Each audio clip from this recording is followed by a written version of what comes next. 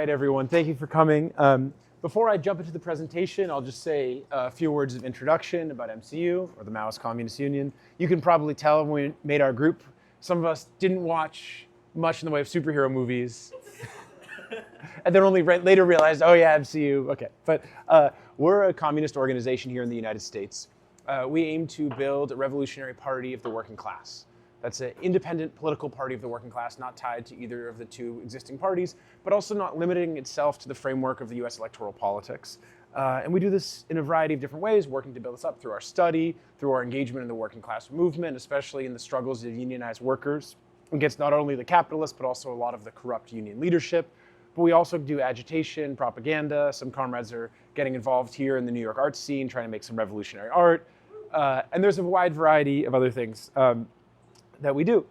So if you're interested in learning more, check us out on Instagram, talk to a number of different comrades. We've got some literature over there at the table. And we are currently running a study on the betrayal of social democracy.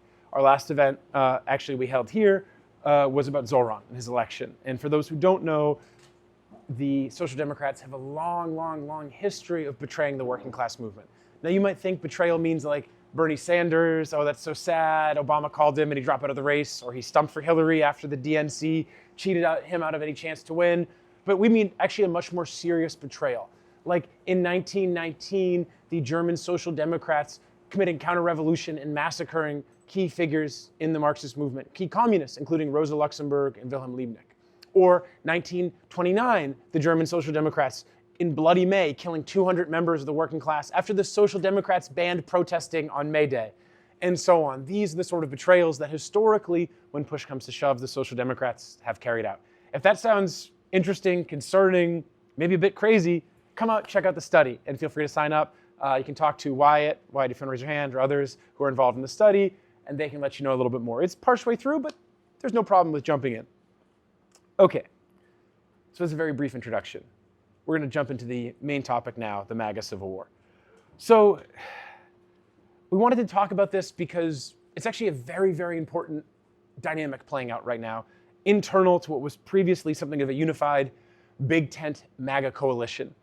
And a lot on the left in the US and even amongst Marxist groups have had a very difficult time understanding what's happened with Trump, both Trump 1 and Trump 2. They've had a hard time wrapping their mind around that this might be anything other than something of a precursor to Hitlerite fascism.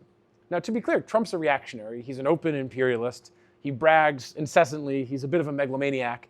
I saw him talking like in almost like a sleepy tone, like, I was big on 5G and now 6G's coming. I'm going to make that happen too. You know, whatever's happening, he takes credit for it. But the mass phenomena that is Trump's rise and then return after they tried to block him from running the election, the Democrats and sections of the ruling class, is not reducible to him as a person.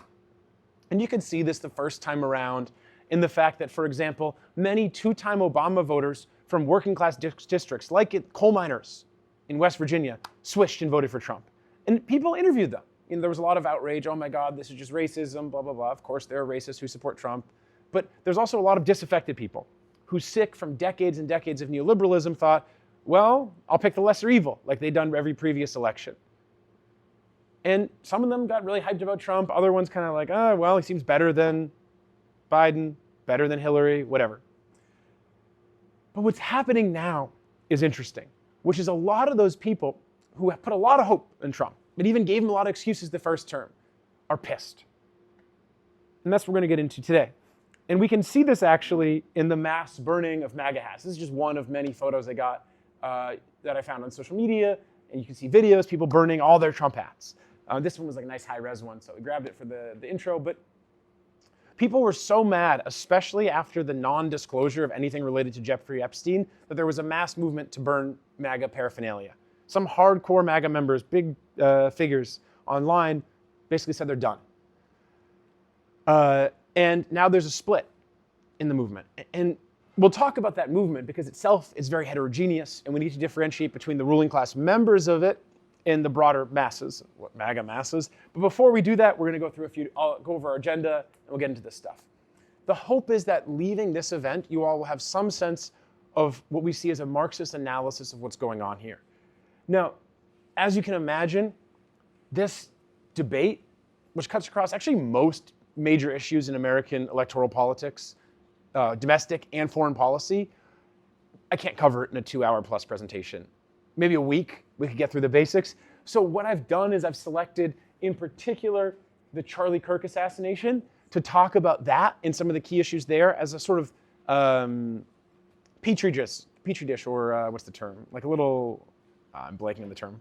What are those little things people make of like little biomes they put plants in? Terrarium of like the MAGA world.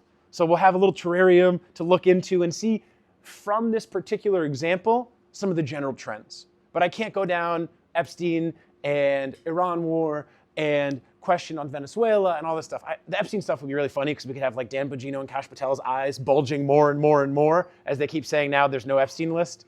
For those who don't know, well, just look up the videos. But so we'll go through Karl Rove first. He'll remind us. Who knows who Karl Rove is? Raise your hand. Oh, wow. Okay, 20 years and everyone forgets. Okay, well, we'll do it. Okay, then we'll talk about the dual objectives of the empire. We'll go through the heads of MAGA versus the base. This question, are there masses? Should Marxists call the members, the people in MAGA, the masses? What about the heads of MAGA versus the base? We'll see. The questions of populist demands and how to understand some of the ideas that I think are objectively populist demands and how to understand them from a Marxist perspective, including criticism of populist demands from a Marxist perspective. Then we'll talk about Charlie Kirk's assassination, the divides in the ruling class, and then lastly, what can communists do? Now it's kind of, this question is a big question, but in order to get there, we have to have some real unified understanding of a good number of things. But first, let's go to our teacher by negative example. This is Karl Rove. Karl Rove was a major advisor to the Bush administration. He actually was something of an electoral wizard. He really helped get Bush elected. And then he was an advisor in the administration. And famously on the eve of the Iraq War, he said, "We're an empire now. When we act, we create our own reality." Words of hubris. And so Karl Rove will be our teacher by negative example. And this is important because a lot of people on the left, well, look, we have a very powerful government in this country. They're conducting military operations in like 150 plus countries a year. They, as we know, can like arbitrarily accelerate a vehicle, a wheel in your car and kill you. They all the time suicide people like the Boeing inspectors. They were tied up with Epstein to some degree. They spy on all of us. They have our phones, which actually the Israeli government has indicated that in every major cell phone, they have potential ways to maybe explode it. At least that's what they said. And then when Bibi came to Congress, he said, "You're all holding a piece of Israel in your pocket," as if the congressman didn't understand, given the pager attacks on Hezbollah, what Bibi was saying. Like, we could blow you up if we wanted to. That may be an empty threat, but that's what they were threatening. So it can seem scary, like, wow, they can do whatever they want. But it's not true. So let's go back in time and see not what Karl Rove looks like now. He does look like a Star Wars villain almost now, I think. Let's look like what he looked like back then. Not a very flattering photo of him either, but it's hard to find one. That's him and Bush back in 2003 on the eve of the invasion of Iraq. And Karl Rove was like, "We're going to move in," and Bush was like, "We'll be greeted as liberators." So what did the US do? Anyone remember? Well, they bombed Baghdad. Go watch the videos of the bombing of Baghdad. And it's actually really helpful to watch, to remember, like, Russia obviously is invading Ukraine and doing some horrible things there, but watch the bombing of Baghdad and think about what hypocrites, all those neocons are like, Putin can't be allowed to invade a sovereign country. Look what they did to the city. And by the way, Saddam said he'd surrender before they invaded. He said they'd give the whole country. They didn't care. Not that Saddam was a great guy, but they wanted to blow up the country for the oil money, for control. They bombed Baghdad. The troops moved in. Here's the basic military operation. The US troops move in after all the airstrikes and the bombing. And okay, wow, it was good. They won. And they were greeted as liberators after shock and awe. And then, oh, this amazing photo that everyone saw of Saddam's statue being pulled down, very iconic. I don't know if people saw the video, but it was run all over the US media. It's like, wow, the people are spontaneously tearing down the Saddam statue. Actually, it was orchestrated by the CIA, but whatever. People didn't like Saddam that much, but obviously a foreign power invading your country, not the best thing. And then there was a question, okay, what do you do with all the members of the Iraqi army who were disarmed? And so the US had all these marches and they didn't quite know what to do with them, and they didn't disarm some of them. And then a lot of people got all their guns, and then you had some insurgency, and so then you had the US was like, okay, well, I guess we invaded and won, but now we got to do, this is a photo from the Battle of Fallujah. For those who don't know, the US committed numerous atrocities.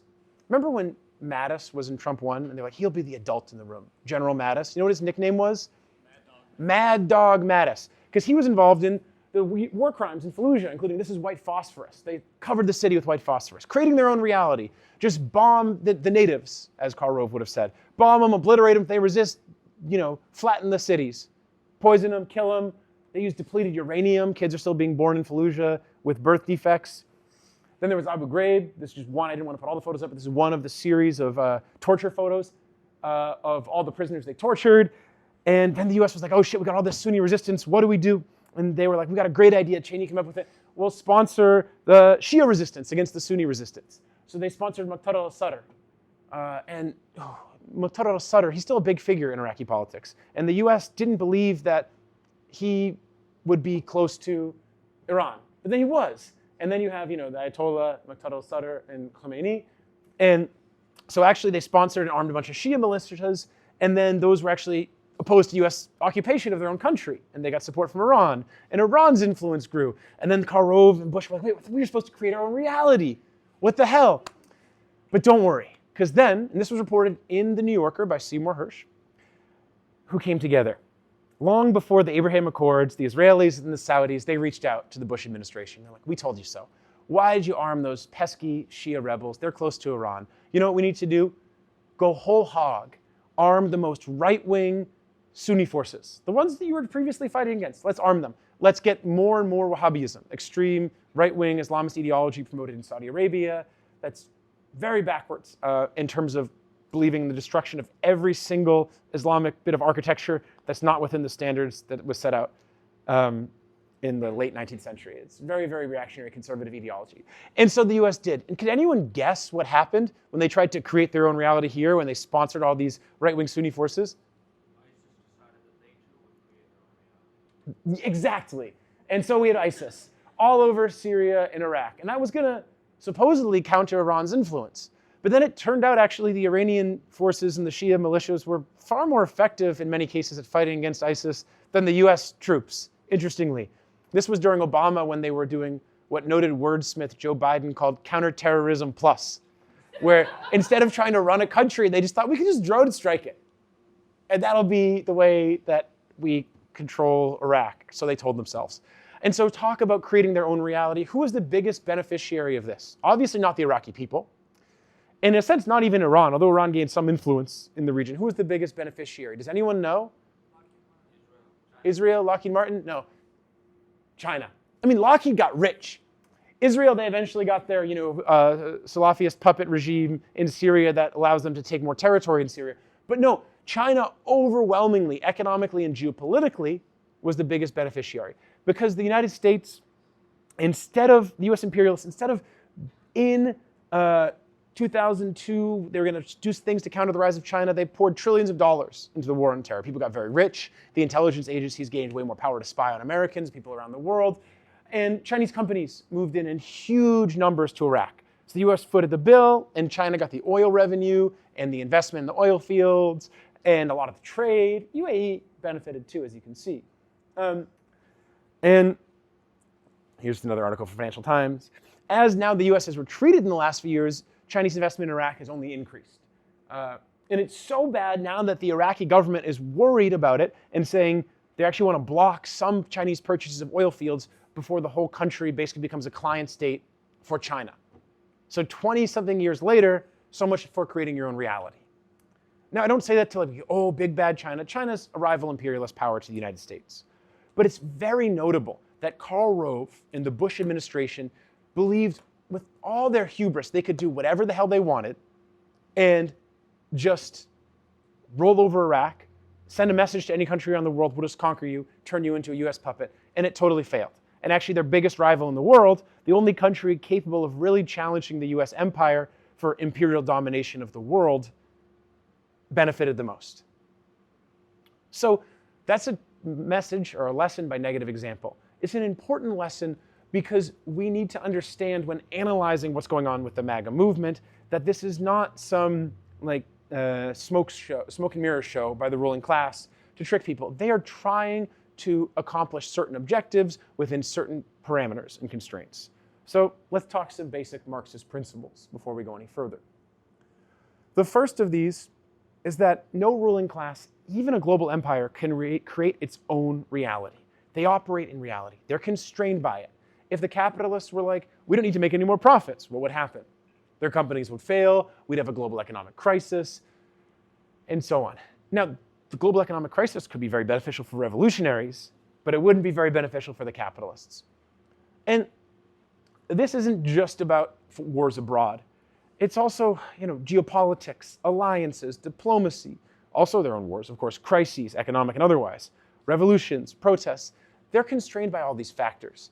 The US war in Iraq cost the US globally tremendously. Actually, pro-US sentiment was very high after 9/11. And now, what do y'all think the standing of the US is in the world right now in terms of general popular opinion around the world? Pretty low, at least in terms of the leaders. Generally, unlike the very, very, very propagandized American populace, a lot of people in other countries will be quick to differentiate between the leaders of the US and the people in the US. But the US policies, say in the Middle East and other places, are very unpopular.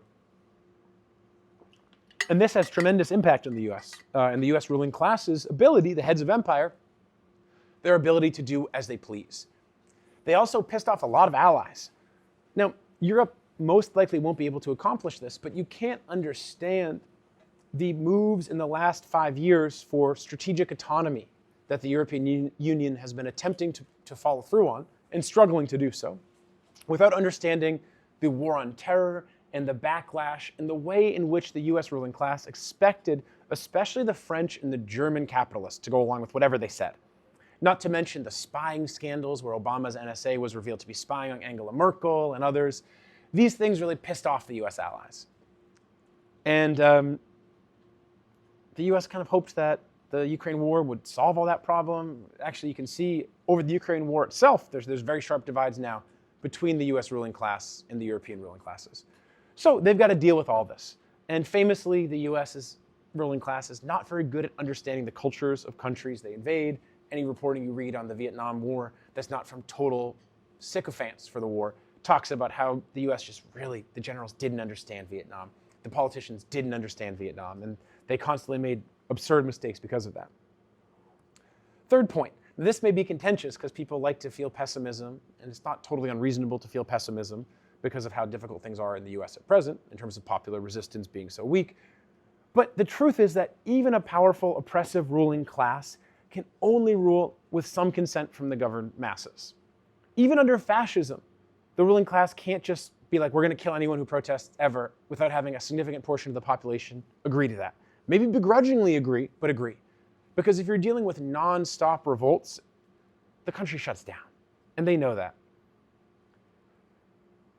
And then last, empires, especially capitalist imperialist powers, and capitalism brings about a new form of empire with it, have really two main objectives. Preserve the stability on the home front, including through the continued oppression of the domestic population, and secure and expand the empire's power abroad, which often means intense conflicts, sometimes with subordinate countries, like the invasion of Iraq, or potentially subordinate countries, and other times with rival imperialist powers, fighting to redivide the globe. Now, these basic principles, if we keep them in mind, will allow us to properly analyze the divides in what we've termed the MAGA Civil War.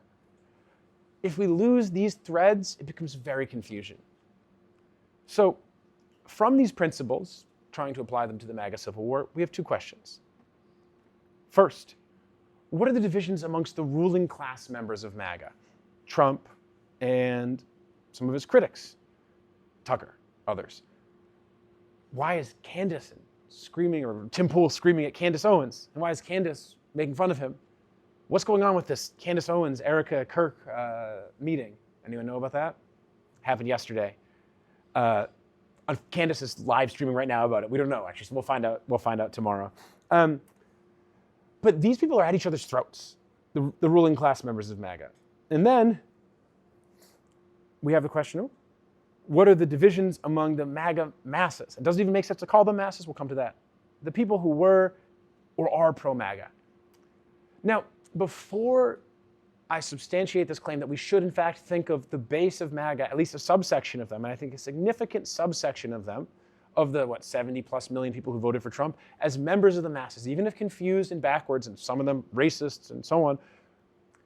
Let's listen to this ad from Trump during the campaign. I think it clarifies a few things, especially the heterogeneous nature of the movement, the confused ideological framework, but also a lot of the popular demands that Trump was promising to fulfill, but in a classic American tradition, didn't fulfill after getting elected.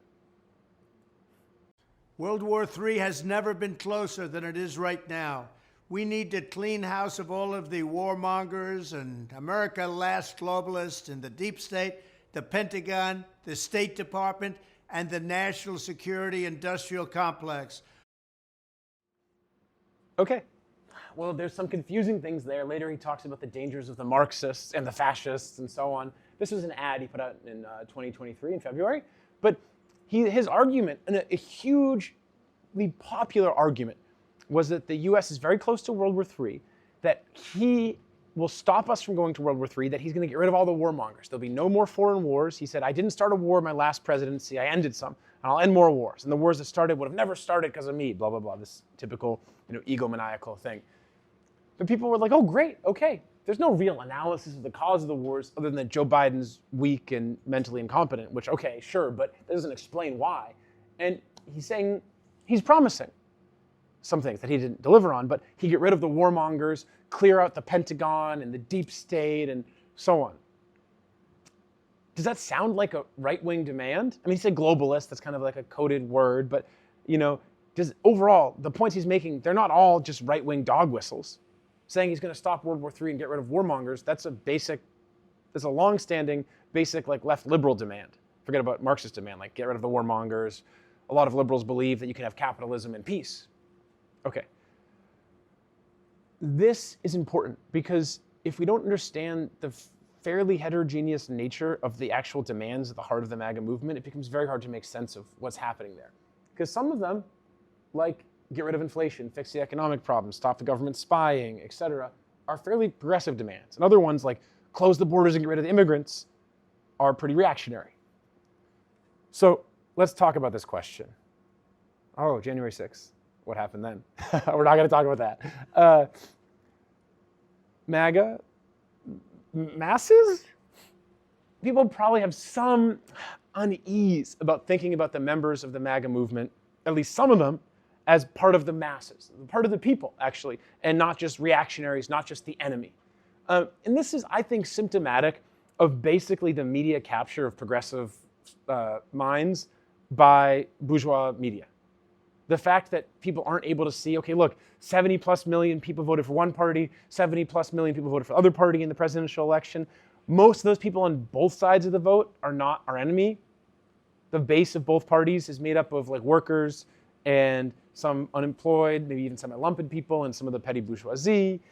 The overwhelming majority are not our enemy. If you think they're our enemy, well, I mean, that's the analysis that the liberal bourgeoisie puts forward, but then they don't actually really believe that. They just want us to be fighting each other. Okay, so let's talk about it. And you can't just ally with the MAGA movement as it is. We'll talk about analysis a little bit more on how to divide their ideas.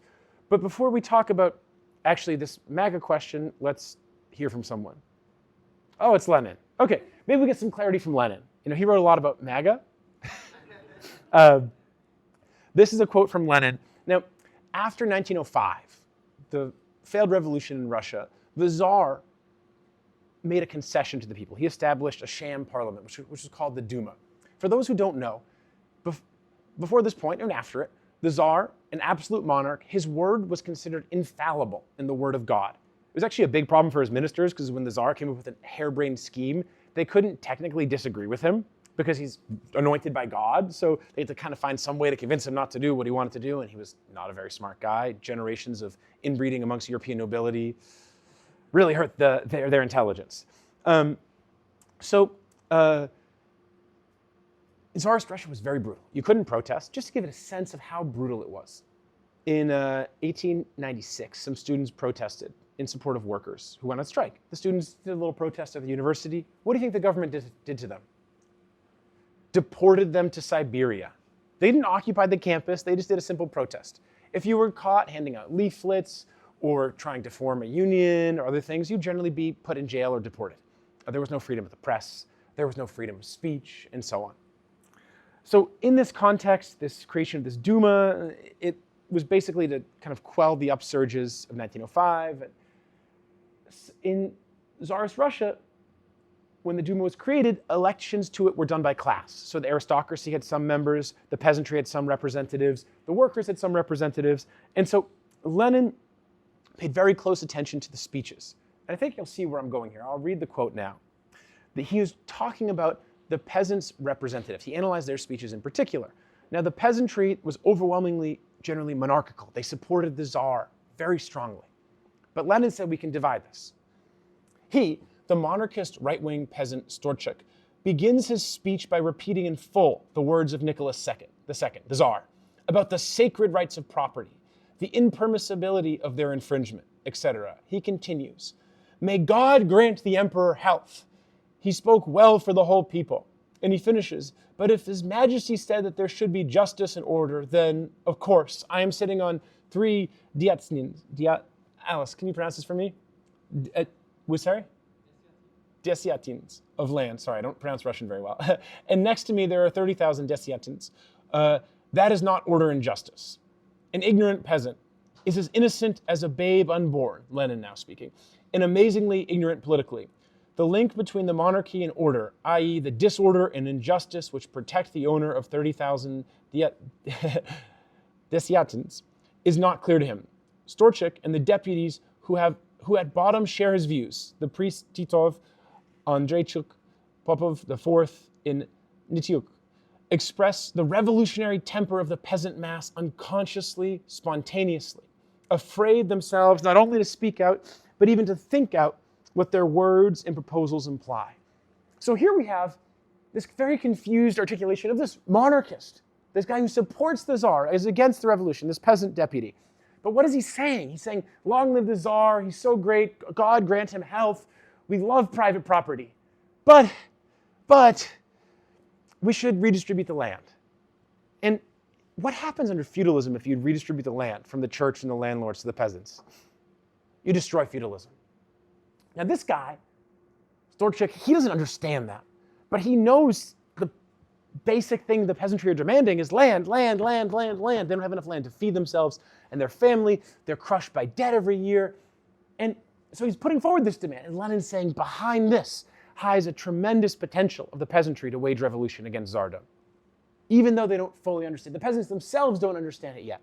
But if we can reach them and explain to them the true reason of their immiseration, the system of Tsardom and the rising capitalism within it, then we can show them the need to wage the revolutionary struggle against the monarchy and eventually for socialism. So let's look at a few more quotes. Tomilov, another Duma representative for the peasantry. The only way out, in our opinion, is this. The land should be redistributed at once in all the village communes of Russia on the basis of a census similar to those previously carried out. This census should establish the number of male persons as on November 3rd, 1905. Again, redistribute the land, a revolutionary demand in feudalism. This is like break up the factories and give them to the workers, or have the government all kicked out and we'll build a new government from scratch. It's almost the same. Not quite, but it's almost the same as that. Petrov III. Remember, gentlemen, the times of the reign of Alexei Mikhailovich and the protest of the peasant people which expressed itself in the movement under the leadership of Razin. The people most strongly expressed its demand in 1905. Then, too, poverty made the people come out into the street and say their imperious saying about what they needed. All the land must pass an equalized tenure of all the people, into an equalized tenure of all the people. I am, of course, an opponent of private property in land. And I say that the working people will not get an easier time until all the land passes into their hand. I am absolutely convinced you will see once again the depths of the sea of life disturbed. And then the saying of the testament will come true. He who lifts the sword shall perish by the sword. So here we have another peasant representative framing their struggle in explicitly religious terms. Eventually, it'll happen like in the Testament, like in Revelations, whatever. Sound familiar in terms of how the articulations around inequality are framed by certain sections of people today? Okay. Now, you may be thinking, I don't know. Let's look a little bit more at what Lenin says.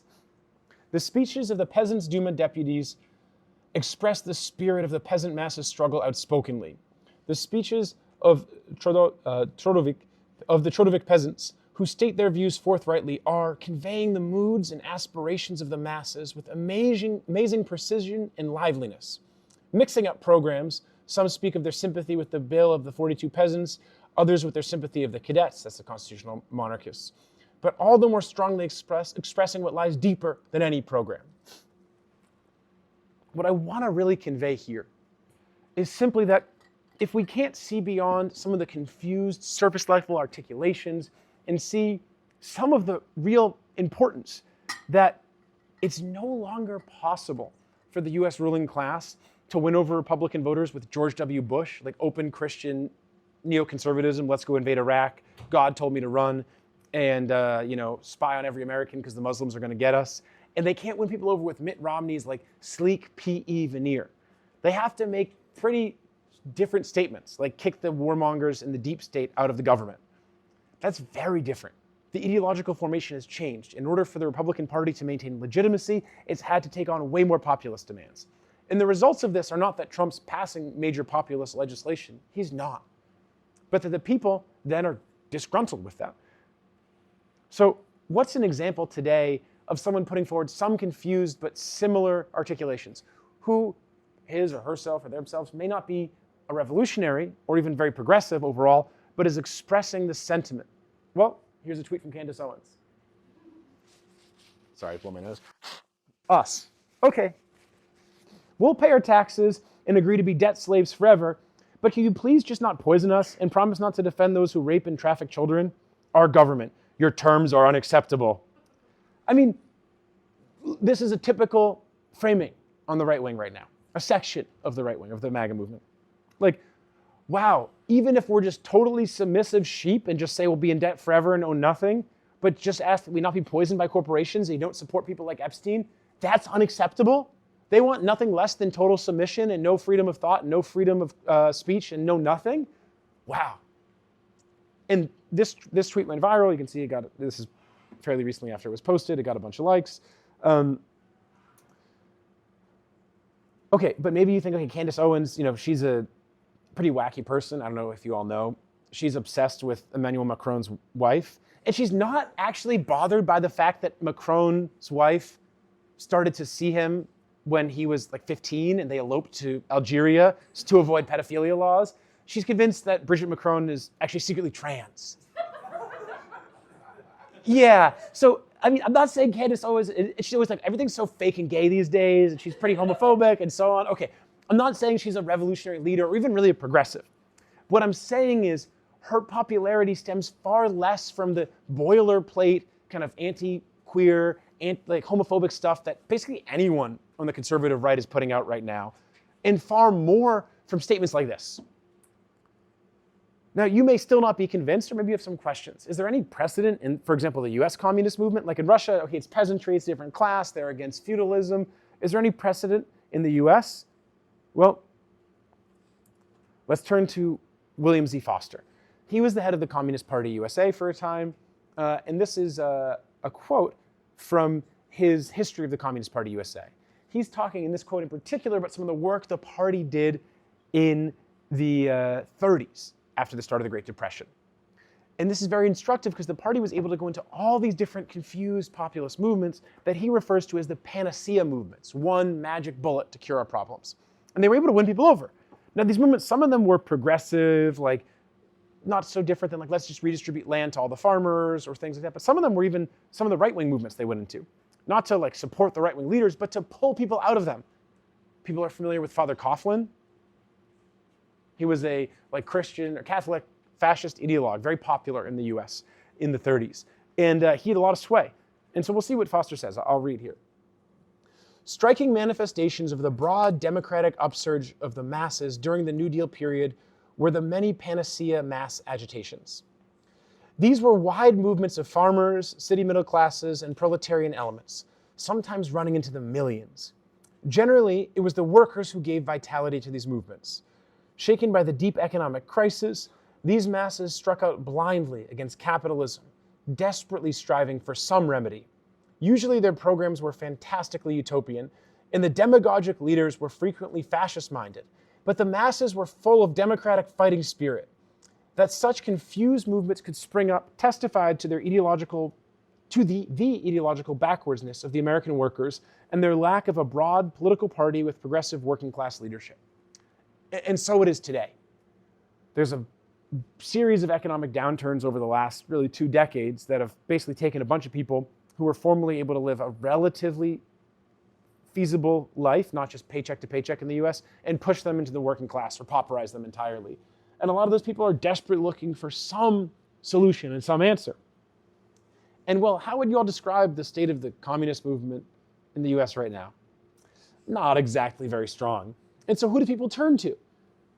Well, they turn to the available and popular figures who give them either some half-baked solution, Bernie Sanders or Ron Paul, or increasingly, some people turn to the MAGA movement and now are being disillusioned with it. And you may think, okay, but MAGA's different, it's really right-wing, should we ever consider doing anything there? It's just so bad. I saw all this stuff on Amy Goodman on Democracy Now! Just saying how racist they are, and man, that show's like a psyop. I really hate Democracy Now! Okay. Because they're anti-communist. Anytime there's anything that's at all, like every new left liberal politician, they're all hyped about. Anytime there's anything that's actually communist, they get really, hands off. Okay. But the point is, we can't tell the left liberal analysis. So let's look at what Lenin said again, and this time in left-wing communism, about how they went into various right-wing movements the government sponsored to try to trick the masses into supporting Tsardom in reaction. However, when Zubetov, an agent of the secret police, organized Black Hundred workers' assemblies, the Black Hundreds were a right-wing pro-pogrom group. They organized a lot of pogroms against the Jews in Russia. When they organized Black Hundred workers' assemblies in working men's societies for the purpose of trapping revolutionaries and combating them. The Black Hundreds also beat the shit out of revolutionaries, would kill them, and so on.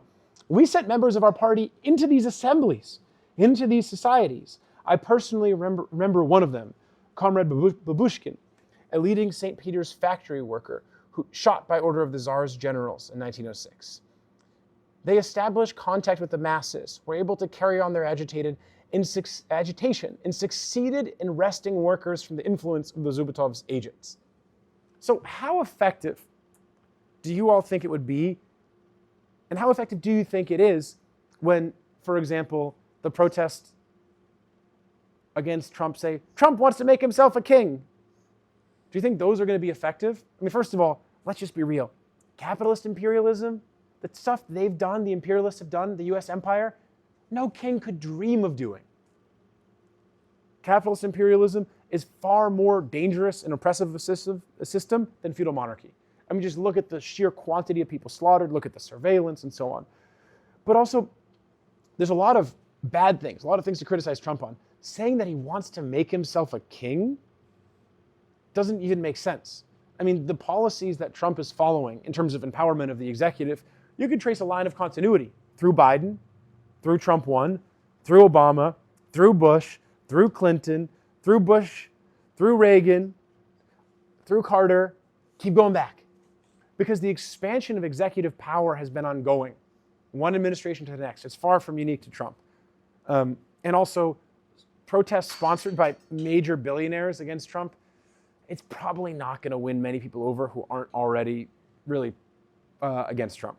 Okay, now, whatever, the No Kings protest aside, my point here is that we need a better way of understanding what's going on in the MAGA movement and reaching the people there, because there's really 2 paths for the disillusioned MAGA base.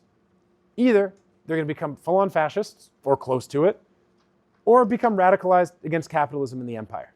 There's no way the vast majority of the base, not the leaders, the base of the MAGA movement is going to go back to like happy neoliberal politics. Like Obama, really? That's an alternative? And anyone who believes that's a real alternative or a real solution really doesn't have any sense of, well, frankly, reality and also how horrible Obama was. We can talk about Obama later. I was going to go on a non sequitur, but okay. So let's actually start analyzing the MAGA stuff a little bit. Let's start with some of the basic populist principles in the movement. Now, I want to be square. These are not, strictly speaking, Marxist principles.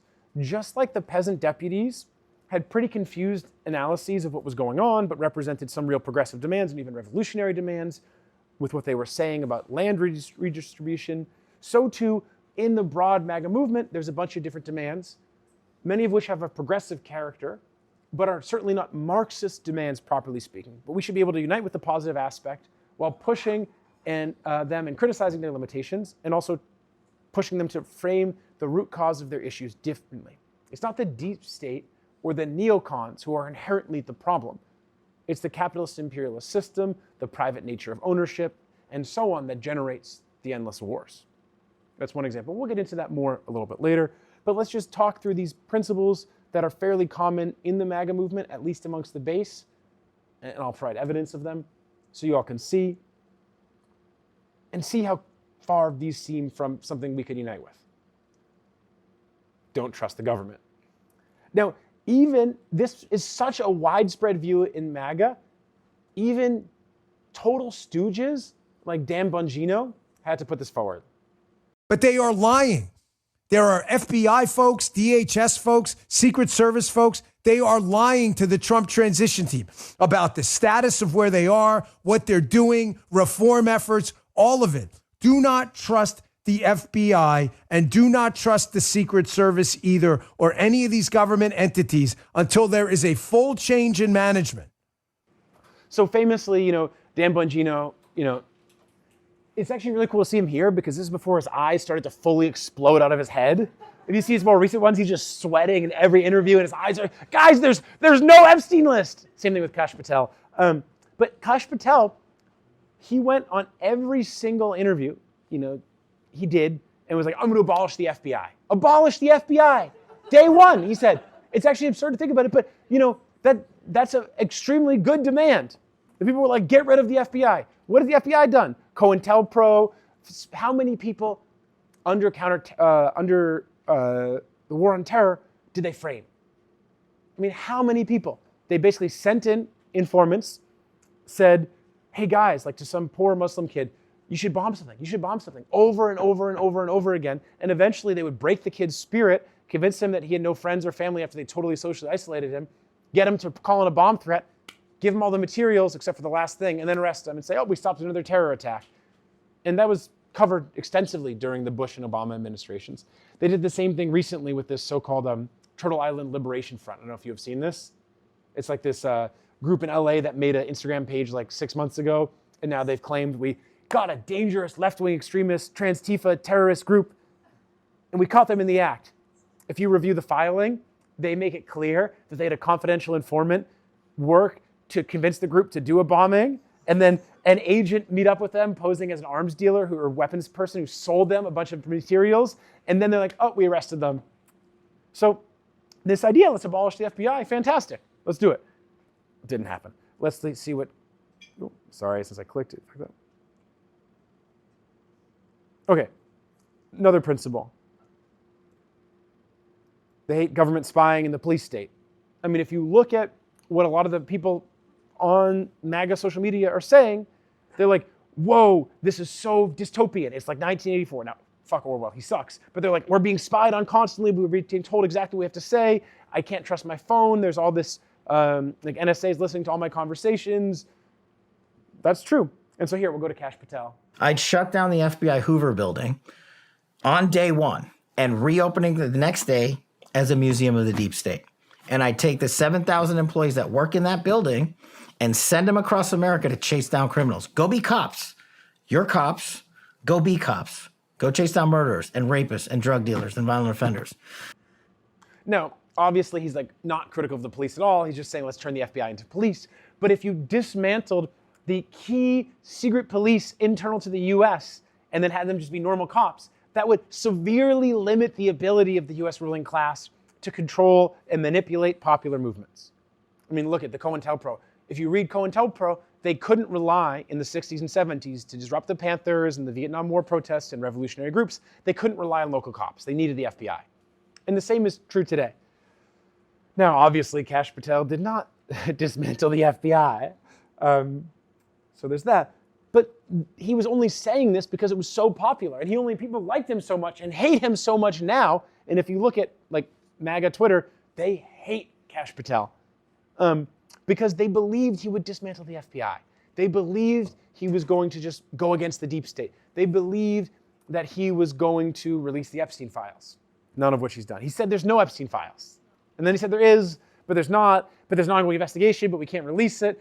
And by the way, they're supposed to release them on Friday, which means the US is starting the war with Venezuela on Thursday. And I'm not joking about that. Okay. They're against foreign wars. Now, we saw Dan Bongino, we saw Kash Patel. Let's hear from Tucker. He's a bit different. Tucker is far more dangerous because Dan Bongino's an idiot.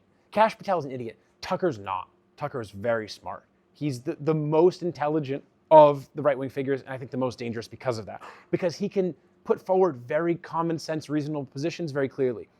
And we'll hear Tucker, and I'm going to play a number of different clips from Tucker throughout the rest of the presentation, talk very sharply about a number of issues, provide some good analysis. And someone who can do that and fundamentally aims at supporting US imperialism is very dangerous. But let's hear, again, this is not Tucker's personal position. He was a war hawk for years. It's only when the base of the Republican Party shifted that Tucker shifted, not the other way around. The war on terror and all pointless wars, wars that do not serve America's direct national interest, in other words, wars that are not wars of self-defense, wars that are not repelling an invasion, are pointless, and worse than pointless, they are bad for the United States. They are corrosive of our social order. They completely overturn our society on some hard to measure but yet obvious over time level. They're incredibly expensive. And by the way, they kill Americans and a lot of other people. They're bad. Doesn't sound like some right-wing fascist, right? And I'm going to pause here for a second.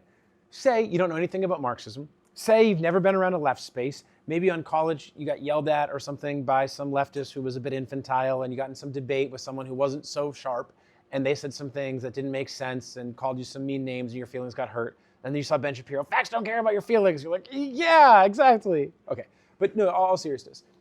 You don't have any sense of any Marxism. All you've heard is US anti-communist propaganda, and you don't know much about the left. You had one or two bad experiences on the left. And then you hear this sort of stuff. The government's the problem, don't trust them. You know, we gotta end these foreign wars. The war on terror is a huge waste of money. If you don't have a framework to understand the nature of the problems that's fairly coherent, that can really explain stuff, this sort of common sense conservatism sounds pretty reasonable. It sounds very appealing. And we can't fault the popular masses for being uneducated in a fucked up capitalist system that basically systematically fails to educate people.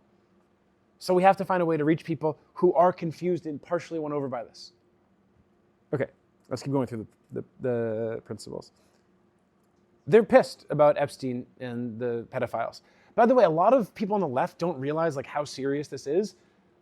The Epstein stuff, I mean, they think it's just, now people kind of talk about it. Before Trump was president, people didn't. Actually, if you read Marx and Engels' letters, I think it's like in 1864, Marx says to Engels, if the Tories win in this next election, he mentions a few of them specifically, the pedophiles will control the majority of the British government. So the fact that imperialists who basically relish in oppressing the world want to hurt children is not so surprising, just to put it bluntly. But people are really, really mad about this, and rightly so. And we know that Epstein basically, obviously didn't act alone, was tied to governments. He has no skills, he has no abilities. You know, he was a math teacher, and then suddenly he gets hundreds of millions of dollars, his own private island, is meeting up with all the major figures in the world weekly. He's talking to people. Who did Epstein email the most, do you know? In the last few years of his life? Who? Ehud Barak? No, Ehud Barak was up there. Obama's counsel, White House counsel, while she was working for Obama. They were emailing like 50, 60, 70 times. Yeah. And yeah, he met up with Ehud Barak. He was very close to Ehud Barak. He also, his wife, Ghislaine Maxwell, her father was a Mossad agent, friends with Ariel Sharon. And one day, Epstein and Maxwell's father go on a boat, deep sea fishing, and then Epstein and Ghislaine come back, and the father's gone. He died at sea. Yeah, so there's a lot of sketchy stuff we barely know at the beginning of it. And when did Epstein really start to rise in prominence? Do you guys know when he became not just a high school math teacher, but whatever he was? Right after the government officially ended MK Ultra. And there's a broad confusion that MKUltra was just some like acid experiments for mind control. It was like a wide series of experiments to try to refine the bourgeoisie's ability to control a population. Now, they don't have absolute control, but they're constantly like, how can we trick people into supporting a regime and a government and a society, social organization that's not in their interest? And the form of blackmail, plus other stuff Epstein was into, like eugenics and stuff, the ruling class is very interested in. Okay, so here we'll go to Tucker again. What does he say about Epstein? This is at the Turning Point USA event that Tucker was invited to against the wishes of TPUSA's basically founding AIPAC donors, because TPUSA was basically like astroturfed by major AIPAC donors. What is it about Jeffrey Epstein that's so infuriating to people, so infuriating that it's actually causing seismic political problems? And I hope that they'll address it and it'll get better. I really do. But what is it? I'll tell you what it is. It's the frustration of normal people watching a certain class of people get away with everything every single time. Now, Tucker's part of that class, just to be clear. But he's right about this. People are pissed because it's the most egregious thing. And who was Epstein's clients? Ehud Barak. He's still, like, it's really interesting. The media freaks out about people talking to Nick Fuentes, and fuck Nick Fuentes. We're going to talk about him later. He sucks. But no one's freaking out about them talking to war criminal Ehud Barak on all the major talk shows. I think the New York Times had him on a panel recently. And like, you know, of the major figures who were by the Epstein victims accused, he's one of the biggest ones. And the woman who accused him, she mysteriously died last year or 2 years ago now. Yeah. So Tucker's right about this though. We know that the Bush and Cheney governments committed war crimes. We know all those Wall Street bankers, you know, committed huge amounts of fraud. None of those people were ever punished. The only people who went to jail for anything in 2008 or the related banking scams were like a few low-level like traders. And so Epstein is sort of almost the most egregious possible form of that. Because who was in the Epstein files? We don't know everyone. Ehud Barak, Bill Clinton, Leon Black, you know, probably Trump, although it's not clear exactly where Trump stood with Epstein. How many other people? Chomsky, exactly. And there's the social control thing, because Chomsky was a very close friend of Epstein. They met up a lot. And you know what Chomsky said when he was asked about Epstein? That's a personal matter. And let's talk about Chomsky briefly. We're going to talk about Chomsky. Where did Chomsky start? What's the first thing? This iconic figure of American resistance. What was the first thing he did? His first research. He was making voice-activated commands for nuclear weapons for the Pentagon. Chomsky is almost the definition of controlled opposition. And he was really close to Epstein. And so many other people were. I mean, the whole MIT Media Lab. Epstein went to the MIT Media Lab, funded by Saudi money, by the way, like a huge amount of Saudi money to stop poverty. Like, as if Saudi Arabia is going to stop poverty. They bring in people who are, they're foreign guest workers who are basically quasi-slaves. Epstein brought trafficked women, girls, into the MIT Media Lab. Did anyone get fired? These progressive intellectuals, they're all frauds there. That's a whole other story. But all over, Harvard, you know, Alan Dershowitz still roaming around saying all of his nonsense. And so people are very mad about this, and very mad and very concerned about it for their own children, for other children. I mean, think about just one more thing on this. Think about the insanity, how blatant it is. Bill Clinton bombs former Yugoslavia, destroys the country after sponsoring various right-wing groups, fascist groups, to slaughter each other along ethnic lines. And then who flies in with Bill Clinton over and over again? Bill Clinton flies there over and over and over again in the Lolita Express and traffics women with Epstein from the conflict. I mean, if that's not a fucking metaphor for imperialism, what is? And people are rightly very mad about it. Okay. They're concerned about Israel's genocide of Palestinians and AIPAC's influence. I mean, if you saw the recent stuff with Marjorie Taylor Greene, watch her Tucker Carlson interview. Watch what she says about AIPAC. She says some stuff that's wacky, sure, but what she says about AIPAC, pretty spot on. And a whole bunch of other people are very concerned about AIPAC. Now, I actually want to go not to figures of MAGA leadership now, but let's go to right after Charlie Kirk was killed, the TPUSA event where J.D. Vance went and took questions from the audience on stage. And let's hear what some people said. We'll go through a few of them. I'm a Christian man, and I'm just confused why that there's this notion that we might have owe Israel something, or that they're our greatest ally, or that we have to support this multi-hundred-billion-dollar foreign aid package to Israel to cover this. To quote Charlie Kirk, ethnic cleansing in Gaza. One question after another like this. He's wearing a MAGA hat. He's like, I'm Christian. He's framing it in religious terms. But he's saying, look, why are we supporting ethnic cleansing in Gaza? Why are we saying Israel's our greatest ally? This is a sea change. 20 years ago, you didn't have young conservatives saying anything like this. They were saying Muslims are terrorists. Let's, send them to Guantanamo. Let's do another one.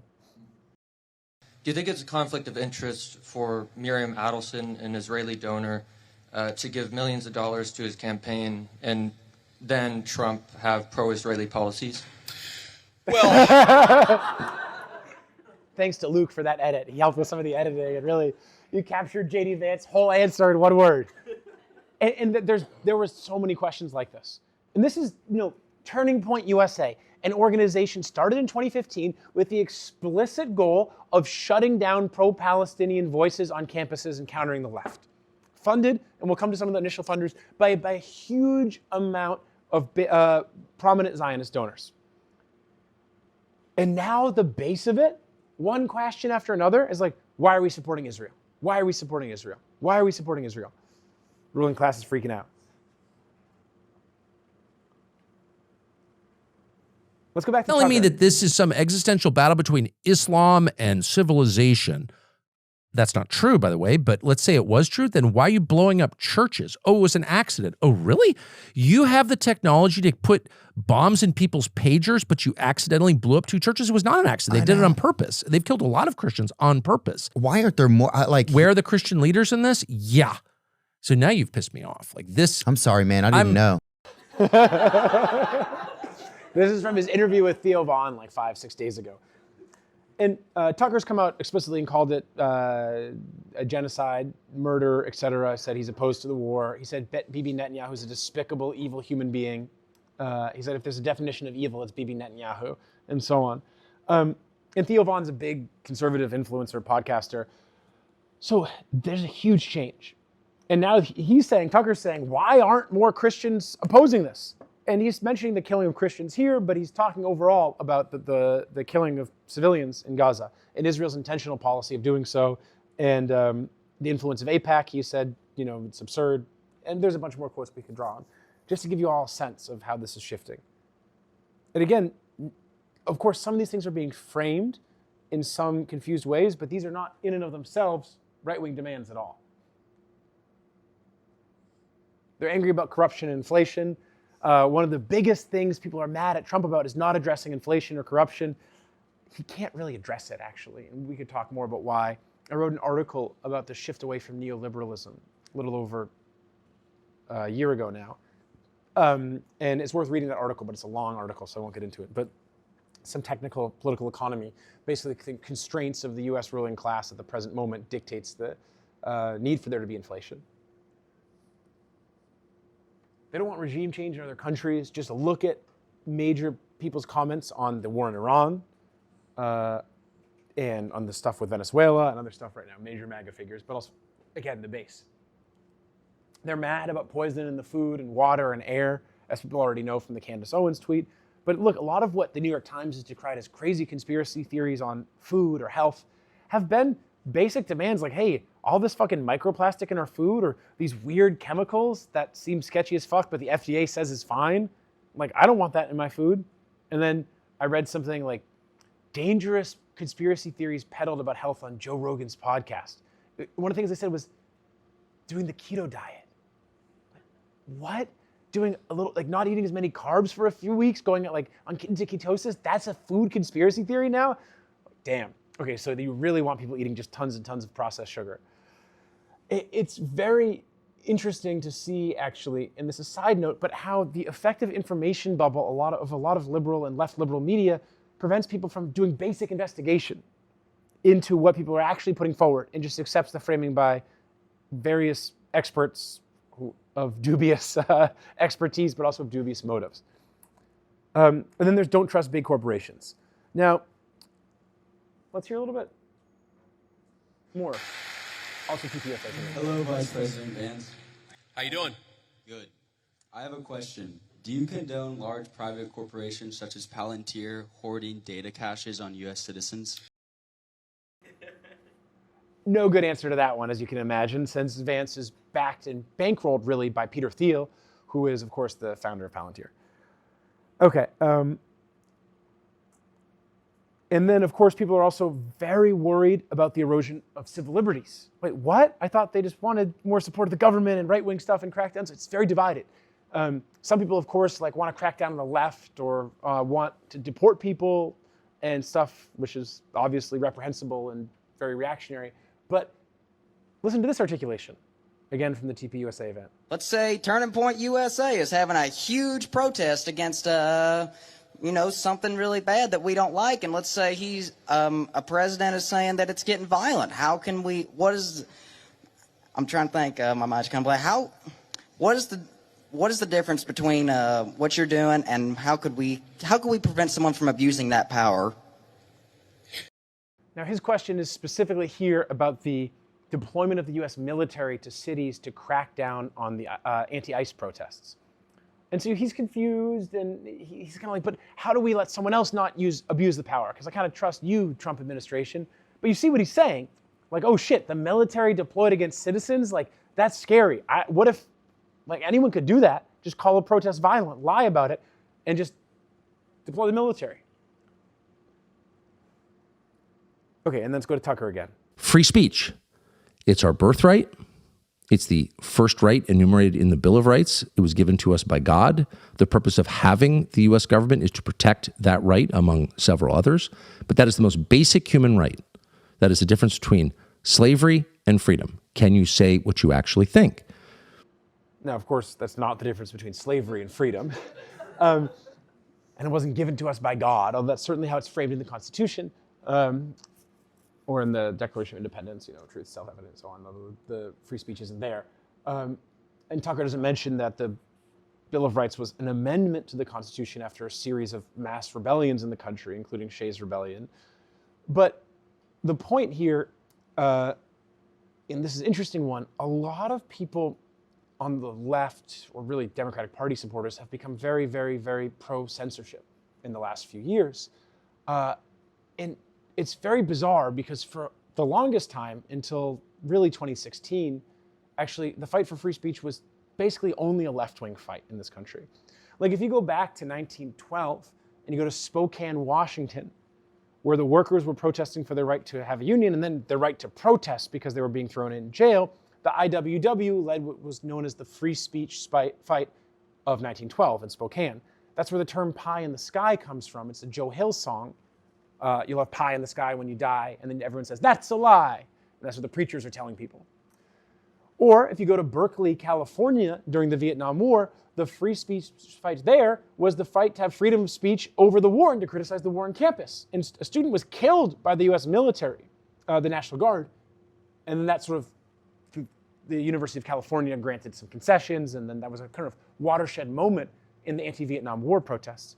But over the last few years, the Democratic Party and a series of big tech companies have convinced a lot of Democratic Party voters that the basic right to free speech is a threat to marginalized groups.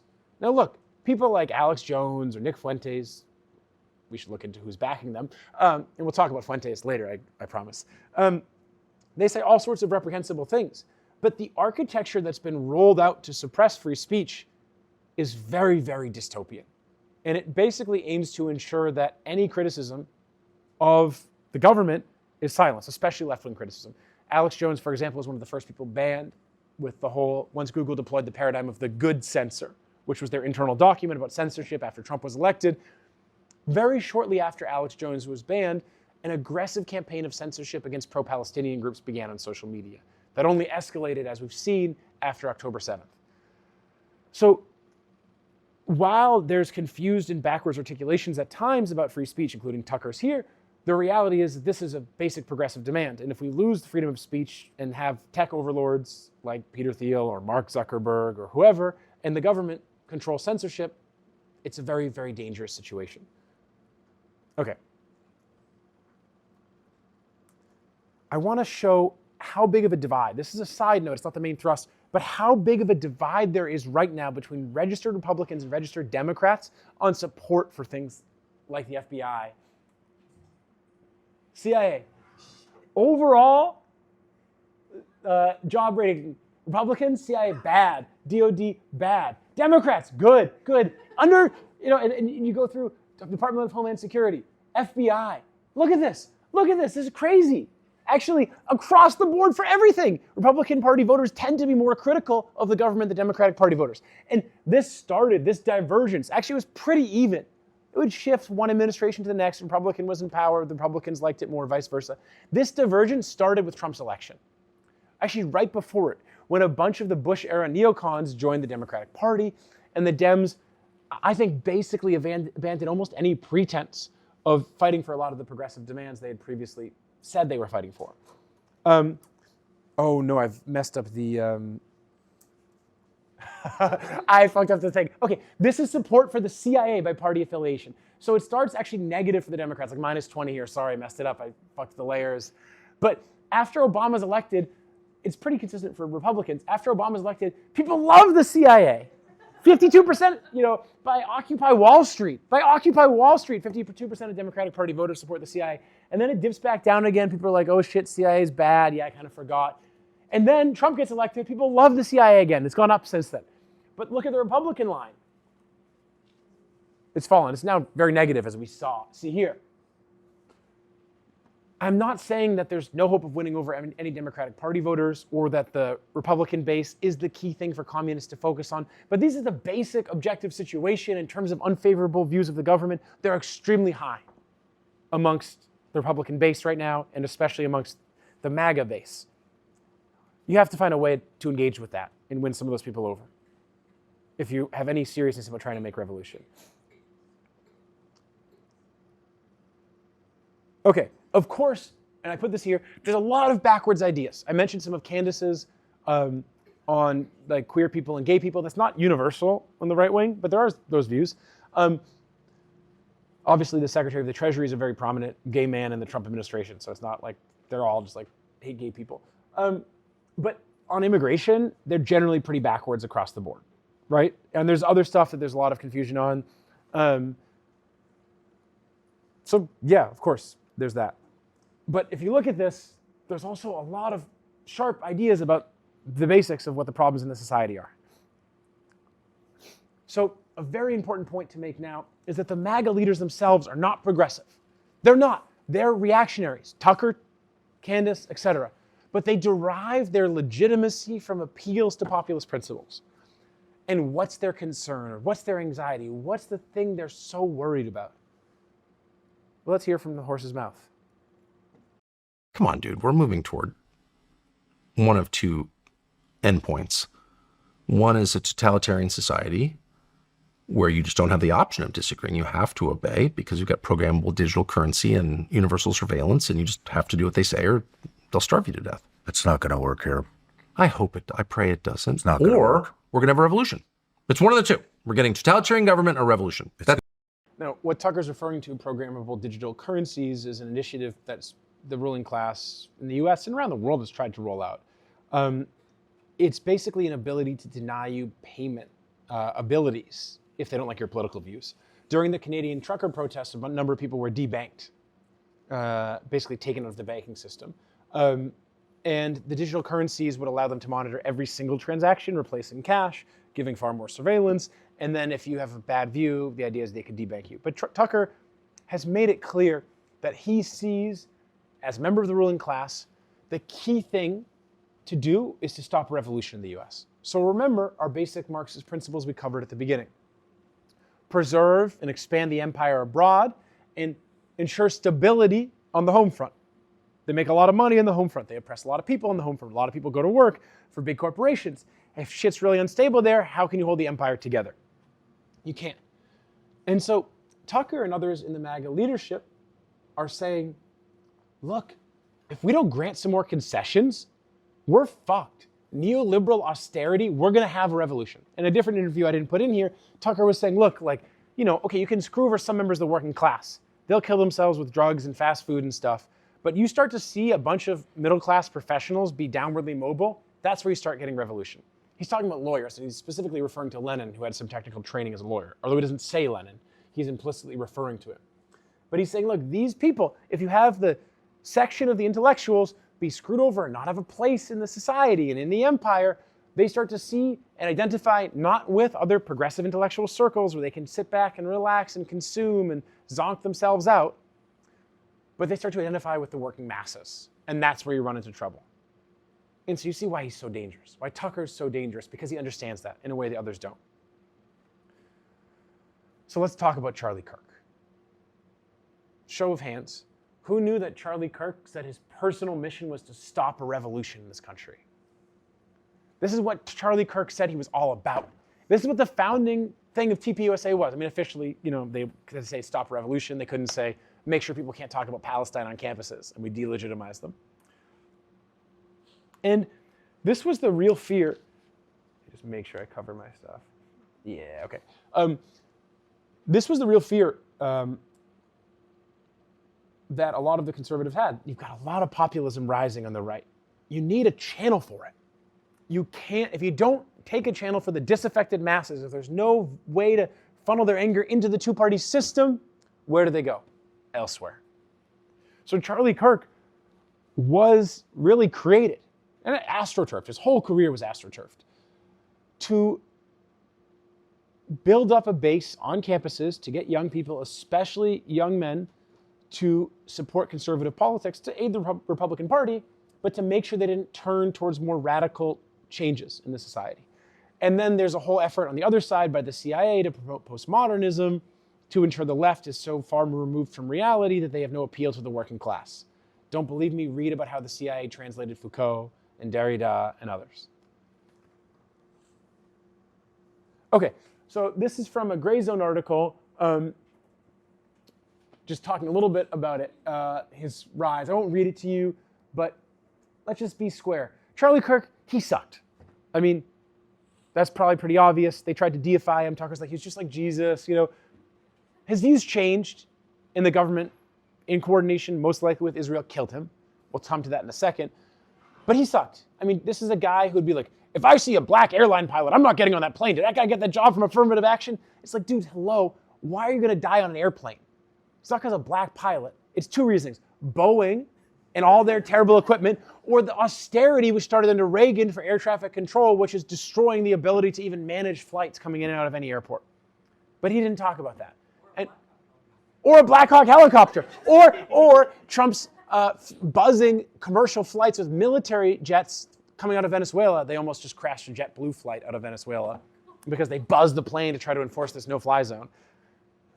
But Charlie Kirk would do sort of dog whistle shit like this all the time. Here's one of his big initial donors, like those big Israeli-American businessmen. They said he was head of Marvel initially when I read one article. It was Marvel Toys. Okay, I didn't. But also Marvel Entertainment, yeah. He's got a political relationship with Donald Trump. He's an unofficial advisor to the Trump administration right now in Department of Veteran Affairs. Kind of bog standard reactionary Zionist who bankrolled Kirk initially. He's just one I picked out because he's a nice little blurb on Wikipedia. And here's an old article from Alternet about the rise of TPUSA by Max Blumenthal and Julia Carmel. And it just gives you a sense. David Horowitz, and this is when Charlie Kirk was just getting started. And they explicitly, Charlie Kirk was like, I'm for free speech.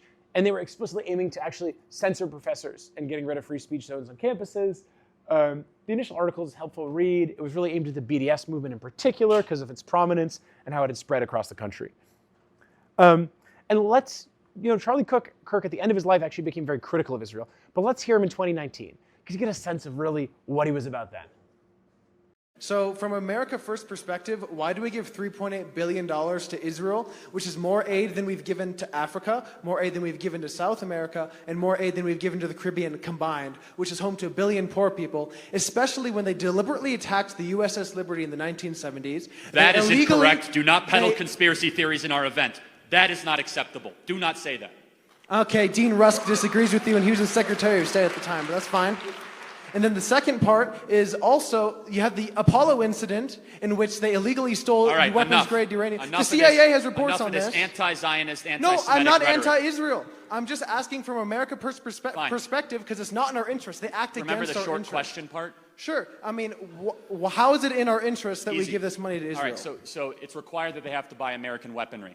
Israel is the only democracy in the Middle East, the only place where all three monotheistic religions are allowed to peacefully practice. It's the only country in the Middle East where all three monotheistic religions are represented in their government. It's the only place in the Middle East that has any appreciation for LGBT rights whatsoever. It's the only country in the Middle East that doesn't throw homosexuals off the top of buildings when they find them. It is the only partner that we have in the fight against radical Islamic terrorism. And the subtext of your narrative could be extrapolated to say, well, why on earth would we have a partner like Israel? Guess what? The world's a better place because of Israel. The medical patents, the technological innovation, the human rights. Yeah, so that's Charlie Kirk in 2019. And they loved him then. The Zionists loved him. He was great. He was doing all the work they needed him to do. Side note, this is very important. They've recently said that one of the big Zionist think tanks, I forget which one, that it's the Palestine coverage of the genocide in Palestine, they don't call it that, of course, is weakening support for Israel. The only way to get it back is to shift the conversation to Israel's role in fighting radical Islamic terror. Something to keep in mind, say, in light of the events around Australia, and now Mossad is investigating this Indian national for supposed Iran ties. And yeah, very bizarre. And the Gray Zone and Max Blumenthal put out some very good reporting on Israel's role in previous so-called Islamic terror attacks in Australia the last few years. But we'll see more of this. But he's just repeating the same talking points. And suddenly Charlie Kirk, who's like basically an open homophobe, is like really concerned about LGBTQ rights. And you can see them kind of both like pause, like, oh, wait, that's kind of off script. We're not supposed to talk about that stuff. I thought the queers were bad. Oh, geez, yeah. Side note, anyone hear that Milo's no longer gay? He did an interview with Tucker. He talked about how he poured boiling water on his leg to get rid of all his gay thoughts. But he's still like really flamboyant. And so, okay, yeah, it's interesting. The right, American right now is very interesting. Okay, so when did Charlie's views start to change? Well, they coincided and followed major changes amongst young Republican voters. Right now, only 24, this is from this past year, only 24% of younger Republicans say they sympathize with Israelis more than Palestinians. And you can see, overall, now in the US, most people sympathize with the Palestinians over Israelis or over the country of Israel. This is huge. And Kirk's shift happened in the last few years, really since October 7th. Actually, right after October 7th, he started to, he'd gone to Israel, Netanyahu had greeted him, he'd met his wife there. We'll get into Erica Kirk, it's very interesting. Anyone know that her father was head of Raytheon Israel? Yeah, okay, we're gonna get into it, it's very interesting, okay. I've been to Israel many times. The Right whole after country's a October 7th. fortress. When I first heard this story, I still had the same gut instinct that I did initially. I find this very hard to believe. I've been to that Gaza border. You cannot go 10 feet without running into a 19-year-old with an AR-15 or an automatic machine gun that is an IDF soldier, right? The whole country is surveilled. And so let me just kind of go through this. We don't talk about Israeli politics very often, and most Americans don't know this. The last 9 months, Israel was on the brink of civil war. It's not an exaggeration. This judicial stuff, there were hundreds of thousands of Israelis taking to the streets because Bibi Netanyahu was basically redefining the Israeli constitution. That's not an exaggeration, right? He said the judicial branch has too much power. There were protests planned this week against Netanyahu, where they anticipated tens of thousands of people to take to the streets. That's all gone, Patrick. Netanyahu now has an emergency government and a mandate to lead. I'm not willing to go so far that saying that Netanyahu knew or there was intelligence here. But I think some questions need to be asked. Was there a stand down order? Was there a stand down order? 6 hours? I don't believe it. Israel's the size of New Jersey. When I took a helicopter ride from Jerusalem to the Gaza border, it's 45 minutes. Wow. 6 hours. They're live streaming the killing of Jews. Did somebody in the government say stand down? That is a legitimate non-conspiracy question.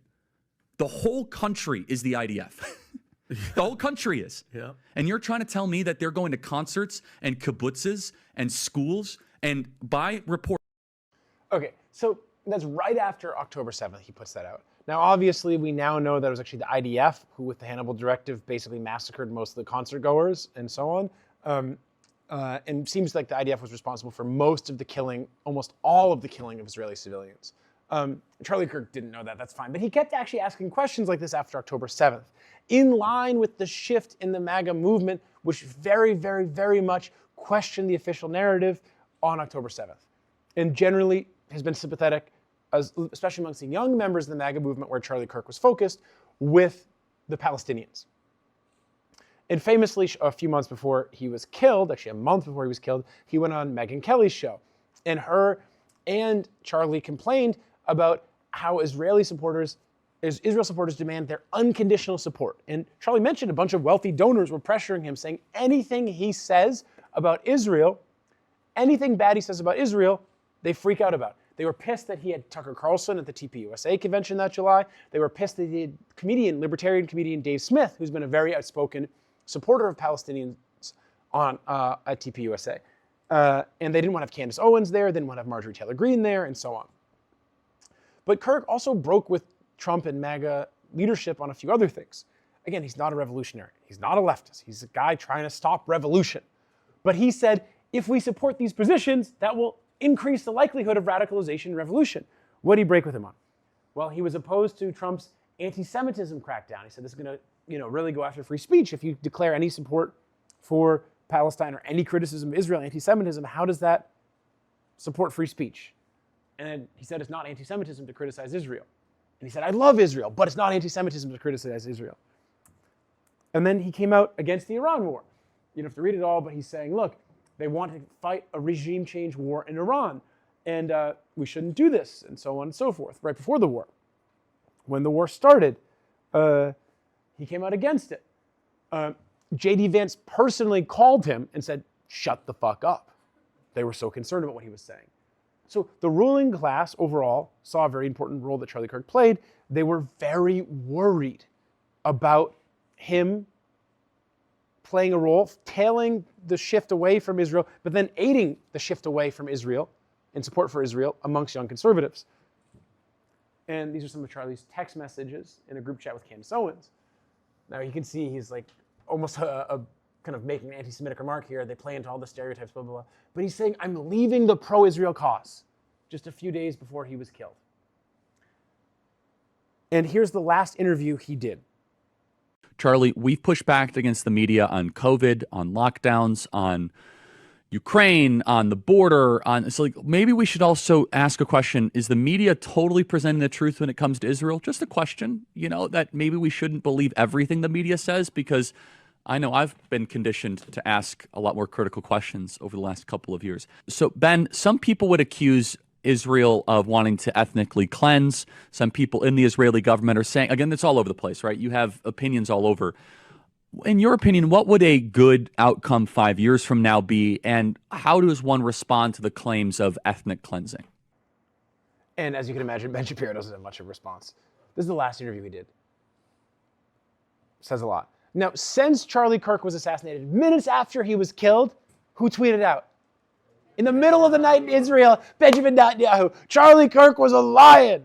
And then Netanyahu has issued 3 public denials of Israeli involvement. Here's one of them. Joseph Goebbels, the Nazi propaganda minister, said that the bigger the lie, the faster it will spread.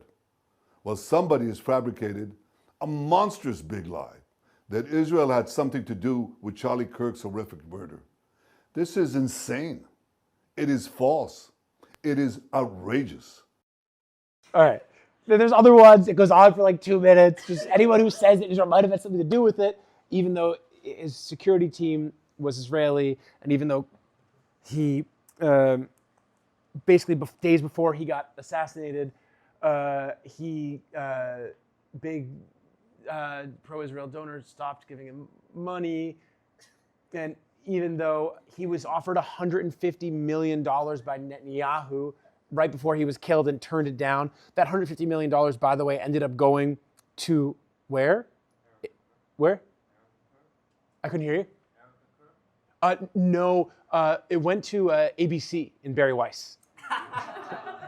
Since, what's his name? I was going to say Sheldon Adelson. Larry Ellison has taken it over. His son, yeah. And then Bill Ackman had a Hamptons intervention about a month before he was killed, where he basically invited Charlie Kirk and a bunch of other right-wing influencers out there on false pretenses. And when he got them there, he was like, you guys need to start supporting Israel more. Stop criticizing Israel. And Charlie had like a screaming match with him. The day Charlie was killed, he also had a screaming match with a big Zionist rabbi who was trying to convince him to stop criticizing Israel. Now, this doesn't mean that Israel necessarily killed Charlie Kirk, although certainly it gives a lot of reasons for Mossad, who's very happy to do many political assassinations, to carry him out. My own view, for the record, is that Charlie was killed by some collaboration of the US government and the Israeli government. It's not exactly clear, but his assassination was meant to send a message to people like Candace Owens, Tucker Carlson, Megyn Kelly, etc., saying, get the fuck in line or we'll kill you in public. Now, who's followed the assassination narrative a bit? Anyone? Did anyone read the letter that Tyler Robinson sent to his lover? I don't know about you. I'm a little older than some people here. I'm not in Gen Z, but it's a text message. This is text messages. You can kind of read them here. Read them on your own time, or listen. Better yet, listen to the FBI guy, the boomer, read them, because this is not Gen Z texting. Here, I'll just read a little bit. I'm wishing I had circled back and grabbed it, the rifle, as soon as I got in my vehicle, period. I'm all like perfect apostrophes. I'm worried that what my old man would do if I didn't bring back Grandpa's rifle. I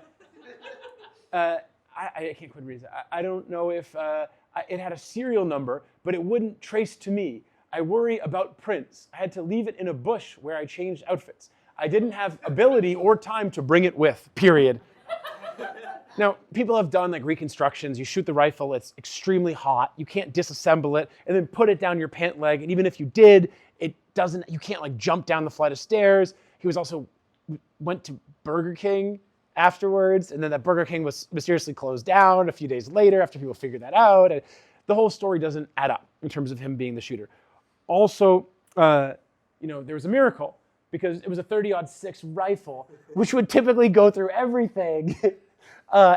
Shot him right in the neck, and somehow all the force was contained within him, and magically he has a neck of steel. There's some people who have tried to reconstruct the basics of the shot, and it's basically impossible that this rifle bullet would not go through. We have another magic bullet, JFK magic bullet type thing. Okay, now I'm showing all this to show that most of the people looking into this are people on the right. Most people here haven't followed it, didn't hear about it. The left, unfortunately, isn't covering a major assassination of a political figure the day before the anniversary of 9/11, which was being used by the Trump administration, or they tried to use it to say there'd be a new war on the left to shut down and dismantle left-wing groups. That's what Trump explicitly said. So it's very important to follow the actual official narrative, and then the base they are trying to rally to support that narrative and largely failing to rally. And here's Candace talking about it. And her show is surreal. It's like, Candace, it's all about her, but let's listen. There's not a number that is going to convince the masses that his human neck, stopped a 30-06 bullet. Okay. And that's the basics. It's like people are like, there's no way that this bullet was stopped by his neck. There's also a whole bunch of other things, and I didn't want to get into all of it, but you can watch some of the footage. Just go back and watch it. Watch his security team. They run, they jump off, they grab his lapel mic off of him, and they leave him there. And there's a bunch of very bizarre things that happen in the immediate aftermath of the shooting. Just do a little research on it. The basic narrative doesn't add up. The very interesting thing, though, is that the day that Charlie Kirk was shot, an Egyptian intelligence plane was in what's the city in Utah? I'm just forgetting it right now. Yeah. And that Egyptian intelligence plane, if you trace it, 60 different times in the last year, and it could not be Egyptian intelligence, it could be Israeli intelligence, or it could be painted just to look like Egyptian intelligence. But also, when Black September in 1970 happened and the Palestinians were killed in the camps in Jordan, 40,000 of them by the Pakistani army, with the directives from the Israeli forces, it was the Egyptian government that helped to facilitate that coordination. So the government has a long history of working with Israel. Anyways, here's Candace talking about the 60 different times the same plane matched exactly Erica Kirk's flight plans.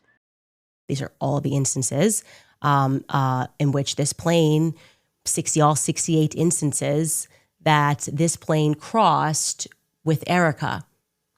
And I'm also going to say this includes overseas as well. Okay, so Candace has been reporting on this, and she's actually done some good journalism on this. But basically, 68 times in the last few years, Erica Kirk, everywhere she flew, this Egyptian intelligence plane flew at the same time, or maybe Israeli plane. Erica Kirk, like, what the hell? What does that have to do with anything? She met Charlie in Israel. She was a Trump model before that. She was involved in some weird Romanian charity that had allegations of child trafficking. Her father was head of Raytheon Israel, and her mom's a big Defense Department person, military contractor, GE, a big new company in Arizona. I forget the name of it. What did you say? Yeah, GE is one of them, but she's involved in a bunch of other ones. So her family is like in the intelligence and military system. She marries Charlie, match made in heaven. And people have some, I think, reasonable questions about if she was being followed, if she's, tied to foreign intelligence, et cetera. It's fairly typical, as we know. Anyone know what a honeypot is? Maybe people don't know. A honeypot is an entrapment scheme whereby an intelligence agency, it's well documented in Mossad, but also in CIA, NSA handbooks, basically get someone to unwittingly sleep with either an agent to blackmail them, or even to start dating and marry an intelligence agent if they want to get key information from them. So they have people who go undercover for years to basically control or extract information from people or so on. It's kind of fairly standard in spycraft. If you watch some old like Spy versus Spy, US-Soviet films, you can see some stuff about this. Like even the Hollywood was showing it then. Charlie's wife, she recently has come under a lot of scrutiny and criticism. Now, some of this is kind of bog standard, like, oh, he died, hate on the woman thing. But a lot of it is, I think, very reasonable concerns and questions about what's going on with her. I don't know if you saw the funeral, other things, or her recent appearances. She didn't look sad. Like, she's not sad. She did a recent town hall, actually did terrible in ratings with Barry Weiss on CBS. So here's Barry Weiss. She's taken over CBS. She quit because the New York Times was too left-wing for her back in the day. And she's a big Zionist. She got her whole career supporting why she's Zionist and how oppressed she is for being a Zionist and how everyone hates her because she's Jewish. Nothing about her being Jewish. It's just that she's a Zionist and like a very, very, very rabid one. So let's just see Erica Kirk in an interview and her comments about some of this criticism of her. Egyptian planes. Egyptian planes. Do you believe that Tyler Robinson murdered your husband? Yes, I do. Why do you think it is so hard for so many people to believe that reality? Because it's too simple. That's it right there. So after Erica was criticized at the Charlie funeral, she wasn't crying. I know people saw like this big televised, the whole right together. They have the bulletproof glass, and there's like WWE like fire shooting up when she comes on stage, and she's not crying. She doesn't look sad. Okay, people have emotions different ways. What does she do when she goes to that TPUSA event where JD Vance was, that I showed you a few days later? She puts fake tears in before she goes on stage. Now, I'm just showing you a few of these things. There's been a lot of controversy around this. But there's a tremendous division, really, after Charlie's death, over the Israel stuff and investigation into his assassination and into maybe the Trump administration's involvement in it. And Erica has come out swinging, saying anyone who's investigating this doesn't respect Charlie and just trust the official story and trust the government. And people are very, very, very, very angry with her for that. But a section of the MAGA leadership has really rallied behind her and said anyone questioning the official narrative is disrespecting her and just shut up and trust the government and shut up and trust the media. And you can imagine, given what we went through with some of the basics of what MAGA people think about the government and the media, how that's going. So recently, Tim Pool, a famous kind of, proto-fascist, I think is the right way to describe him, and just like totally uninteresting human being, has had like a meltdown because his show's ratings are tanking the more he endorses the official narrative on Charlie Kirk. So I'm going to play his just to get a sense of how angry people are at each other on the other sides of the MAGA thing. I'm going to play his criticism of Candace Owens. It's pretty vitriolic and patriarchal, just to get a sense.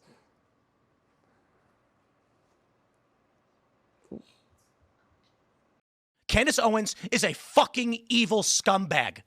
She is a degenerate cunt. She is burning everything down, and she's gloating and smiling while she does it. And you know what you fucking told me? She has no security. She doesn't fucking deal with the shit we have to deal with. She's a piece of shit.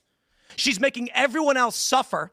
And all of these fucking conservatives out there that send me these fucking messages have no fucking balls to call her out. So this is Tim Pool, for those who don't know, a lovely introduction, and about sums him up. He sucks. He's furious because he's losing viewership, because he's being discredited, and because he's saying you're ruining the unity of the MAGA movement by looking into what happened to Charlie. You're ruining the unity by criticizing Israel. You're ruining the unity by saying that it wasn't this trans-Tifa terrorist, so we could just crack down on the left. And he actually specifically talked a lot in this episode about the midterms and how the midterms are going to be screwed for the Republicans because of Candace investigating this. How do you think that fared? Okay, but there's also people like Benny Johnson, another kind of standard, just brown-noser to power, really. And he's like, oh, here's Erica Kirk going scorched earth on Candace. He doesn't say Candace, but just attacking. Don't go after my family. And so on and so forth. So I'm not going to read it, but you get a sense. It's not healthy. Just accept the narrative. Okay. And then you see tweets like this. One or another MAGA influencer saying, if you're continuing to stand with Candace, you're my enemy. Okay. So Candace tweeted out this, which about sums things up for the Trump administration. Epstein list, nope. Deep state arrest, nope. Doge cuts, nope. Grocery prices, nope. Bombed Iran, Israel aid, anti-Semitism laws, Ukraine aid. And then everyone's like, oh, Candace is sabotaging the midterms. I raised this because there's a few different things here. It's informative. It gives a sense of the divide, but it's also very typical. What do we hear from the Democrats all the time when people criticize Biden or whoever's in office? Oh, don't criticize him now. They'll weaken us before the election, before the midterms. What about, we're the junior partner here. We shouldn't criticize. It could hurt the election chance. If you don't support Kamala Harris, we'll get Trump. Even though she supports the genocide, even though she sucks on all the major issues. Okay, so let's hear a little bit of Candace's response. And it's about this midterm point, just to get a sense again.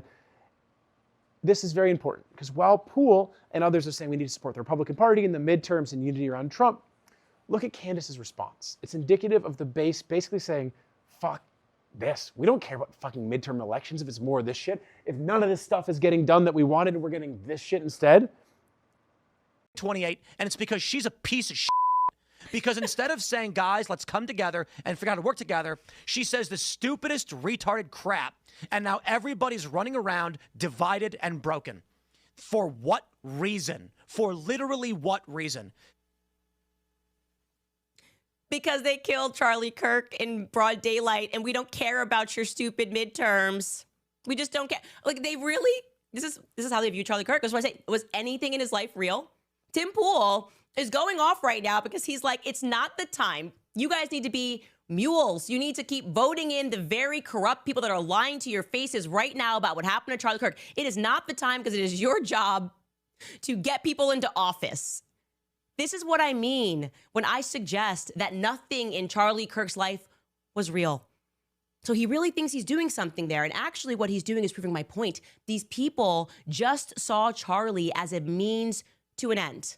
Okay, as a political horse that they could ride. And so for whatever reason, they got tired riding him.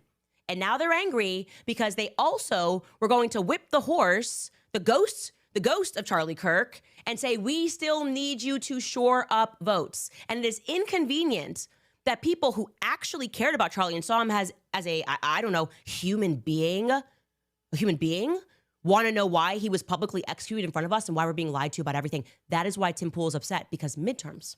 It's going to be my fault, not the fault of the feds for feeding us BS. It's not going to be the fault of Turning Point USA for lying and thinking that they're brighter than us and seemingly not caring about the investigation. It's not going to be the fault of, I don't know, maybe actual politicians like Donald Trump, who's a president of the United States, and look us in the face and said, are we still talking about the Epstein files? No, that's not his fault. The fault is Candace Owens for wanting to figure out who murdered her friend. Don't you guys get it? Like, we're just an algorithm.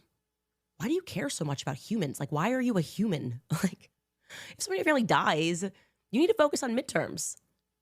Okay? That is the point of a Tim Pool show. It doesn't matter what you are going through at home. I want you guys to hear this, okay? I don't care if you have family members that are dying, family members who have died, if you have children that you care about and you maybe don't want to live in a world that's run by pedophiles. You need to put that all aside and vote for whoever the hell Tim Pool tells you to vote for. I just want to platform that idea. I think obviously there's something wrong with me, and Tim Pool's got it figured out. His soul seems like it's really intact, and it's not for sale at all. Anyways, we'll take a quick break. So you see some of her rising popularity here. Now, what she's basically putting forward is some bourgeois humanism. We're humans, we should care about human beings, and some vague Christian stuff, your soul's intact, etc. And she's being attacked pretty intensely by other figures on the right for this. It's quite notable, the level of rancor from Tim Pool and others, and from Erica Kirk against Candace and so on.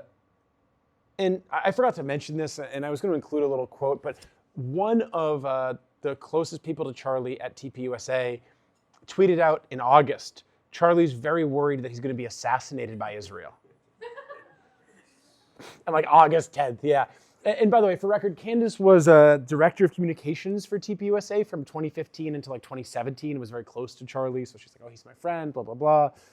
But then she's like, "Wow, how much of this was real?" Like, and those are very scary questions when right-wing figures ask them for the ruling class, because the narrative breaks down very quickly, especially when the base is already so unwilling to trust the government.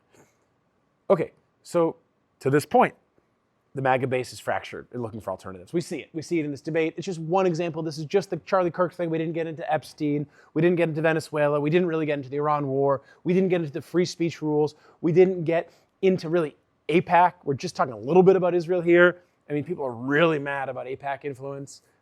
They're pissed about how Trump handled the Marjorie Taylor Greene thing, especially after she went to bat for him.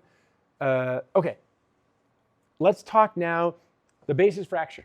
Excuse me, they're looking for alternatives. Let's talk about the debate amongst the ruling class members of MAGA.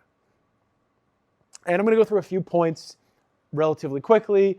And these are, as I see it, the main factors or the main issues that divide the ruling class members of MAGA, the Republican Party leadership, either explicit party members or figureheads and so on, or talking heads, whatever, media figures. How close to be with Israel? And how much to support the genocide of Palestinians. There's a major question, major debate. Miriam Adelson, you all know her. People raise their hands, you know her. She's the widow of casino magnate Sheldon Adelson. She always wears Israel clothing. She looks like a kind of a deranged ex-hippie, but in full genocide gear, yeah, she's a big supporter of Trump, and she's also been lobbying to take taxes off gambling revenue. Just all around great person, yeah. And obviously, what do you say? Yeah. And Bill Ackman, others, there are a lot of sections of the Trump White House and its donors that really love Israel. And then there's a big section that's very critical. One of the key questions in relation to Israel is how to relate to Iran, Qatar, etc. Because supporting Israel when it just bombed Iran, a country that's not at war with, is very, very unpopular. Remember, even the heads of empire, they have to deal with material reality. They can't just do whatever they want. If you're sponsoring and funding this weird sort of ethno-supremacist settler state that you arm to the teeth and let bomb whoever it wants, you're going to pay some big prices, especially when it's carrying out this genocide. And the U.S. is facing a lot of diplomatic backlash globally because of this. So some people, like Tucker, for example, have put out this: Israel is not America's greatest ally. Is this, blah, blah, blah. He goes on, he's got Netanyahu saying, look, Qatar hosts the biggest military base in the region. It cares for the civilian victims of Israel's war crimes, and it wants to make peace, all while the IDF drops the bombs on children. This could be like a 2005 appeal from like the left who supports Qatar because of Al Jazeera. I mean, let's be real. Qatar's like run by a monarchy. They have 2,500 Qataris, some specialists and foreigners, and then a lot of guest workers. It's a pretty oppressive country internally and externally. But some sections of the U.S. ruling class are saying, let's support them and let's pivot away from Israel. It's better for us in the region. It's better for us globally. Also, Qatar is very important because they share the largest gas field in the world, the North Dome South Pars gas field, with Iran. They're very economically close to Iran, so any rapprochement with Iran comes by means of Qatar, and increasingly the Saudis and the UAE are more amenable to that than they were 10 years ago. And then you have Ted Cruz tweeting out these sort of homophobic memes, basically saying that Tucker is taking it up the ass from the Prime Minister of Qatar, which is also like Islamophobic because he's like saying, "Oh, the Prime Minister's gay." You're not supposed. Okay, so now Ted Cruz is mad though because really Tucker had the last laugh. Who saw Ted Cruz's interview with Tucker? How many people live in Iran, by the way? I don't know the population. At all? No, I don't know the population. You don't know the population of the country you seek to topple? How many people live in Iran? 92 million. Okay. Yeah. How could you not know that? I don't sit around memorizing population tables. Well, it's kind of relevant because you're calling for the overthrow of the government. Why is it relevant whether it's 90 million or 80 million or 100 million? Why is that relevant? Because if you don't know anything about the country... I didn't say I don't know anything about Okay, what's the ethnic mix of Iran? They are Persians and What percent? predominantly Shia. Okay, this is no, cute. it's not Okay. even... You don't know anything about Iran. So Okay, actually, I am not country, the Tucker Carlson expert on Iran. You're a who senator says, who's calling for the overthrow of the government. You're the one who you don't know claims anything about the country. So Ted Cruz, since that, has every single day been tweeting out attacks on Tucker. But you see why Tucker's dangerous. It's hilarious. And who doesn't love to hate Ted Cruz? I mean, this guy sucks. Remember the Zodiac Killer memes? Like Ted Cruz and Zodiac? Yeah. He sucks. And he's such a buffoon. And he's like MAGA. So there's this big debate. Do we go all in for Israel as the U.S. capitalist class? Or do we really say Israel's not such a special ally? That's what the ruling class is debating, and we should really side with others.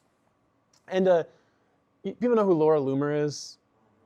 Yeah. So I don't know if you saw her tweets about the Trump national security agenda. She basically had an aneurysm. Turns out she doesn't know how to count or understand pagination. She's like, the document says 33 pages, but there's only 29 marked pages. Yeah, because the PDF's 33 pages large, but the page numbers start on page 4. But she's like, there's no mentions of the radical Islamic terror or of Qatar in here. She's freaking out, basically saying that has to be the country that we are most worried about as the American capitalist class and empire. So there's this big divide on Qatar, on Iran, and so on. And this symbolizes it. And the MAGA ruling class, the sections of the MAGA aligned forces that are in the ruling class, they're very worried about this. They're debating it very intensely, this question. How to deal with the rise of China. China, according to both parties, is the only real peer competitor of the US empire on a global scale, capable of going toe-to-toe militarily, economically, in terms of diplomacy somewhat. And there's a major, major question. The major question confronting the US ruling class overall is how to preserve the new American century, which entails containing the rise of China. So if you end up really diplomatically isolated because you support a genocide that you can't really get away with, unlike 50 years ago, there's less popular backlash 50 years ago before social media and broader interconnection and so on.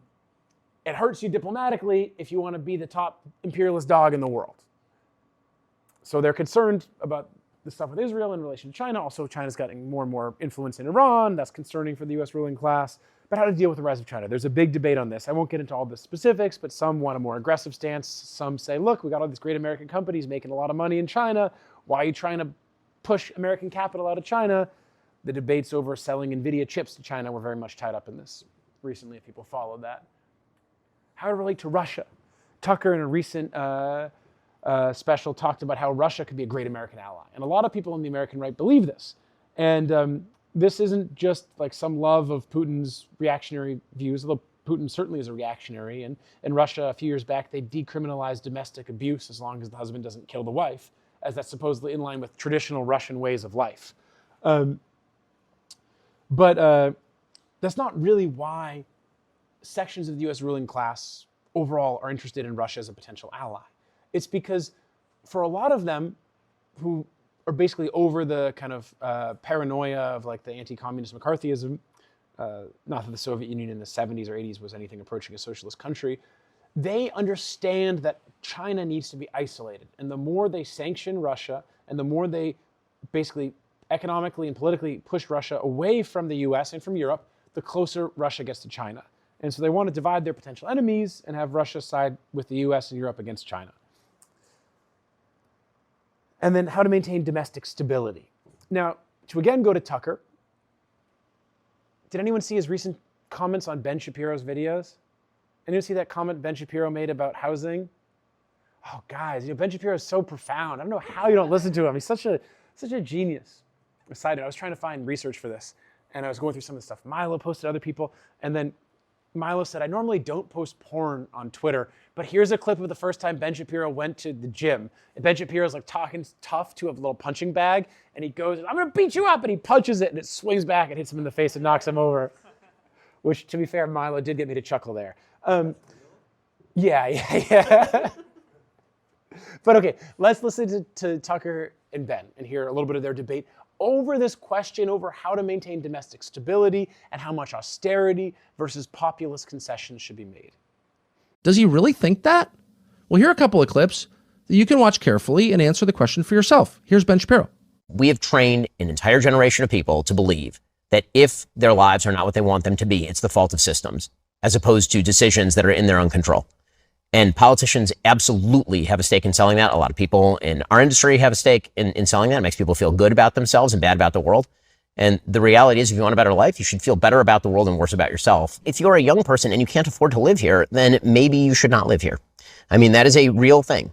Okay? I know that we've now grown up in a society that says that you deserve to live where you grew up. But the reality is that the history of America is almost literally the opposite of that. It's hard to know where to start with that clip. I think that's been on the internet and people are experiencing gut level revulsion when they see it, and they really should. And there's so many ways to approach that. There's so many things wrong with those statements. So childish, those statements, so lacking an understanding of people or any connection really to the country at all. But really what you see underneath all of that is contempt for the people who live here.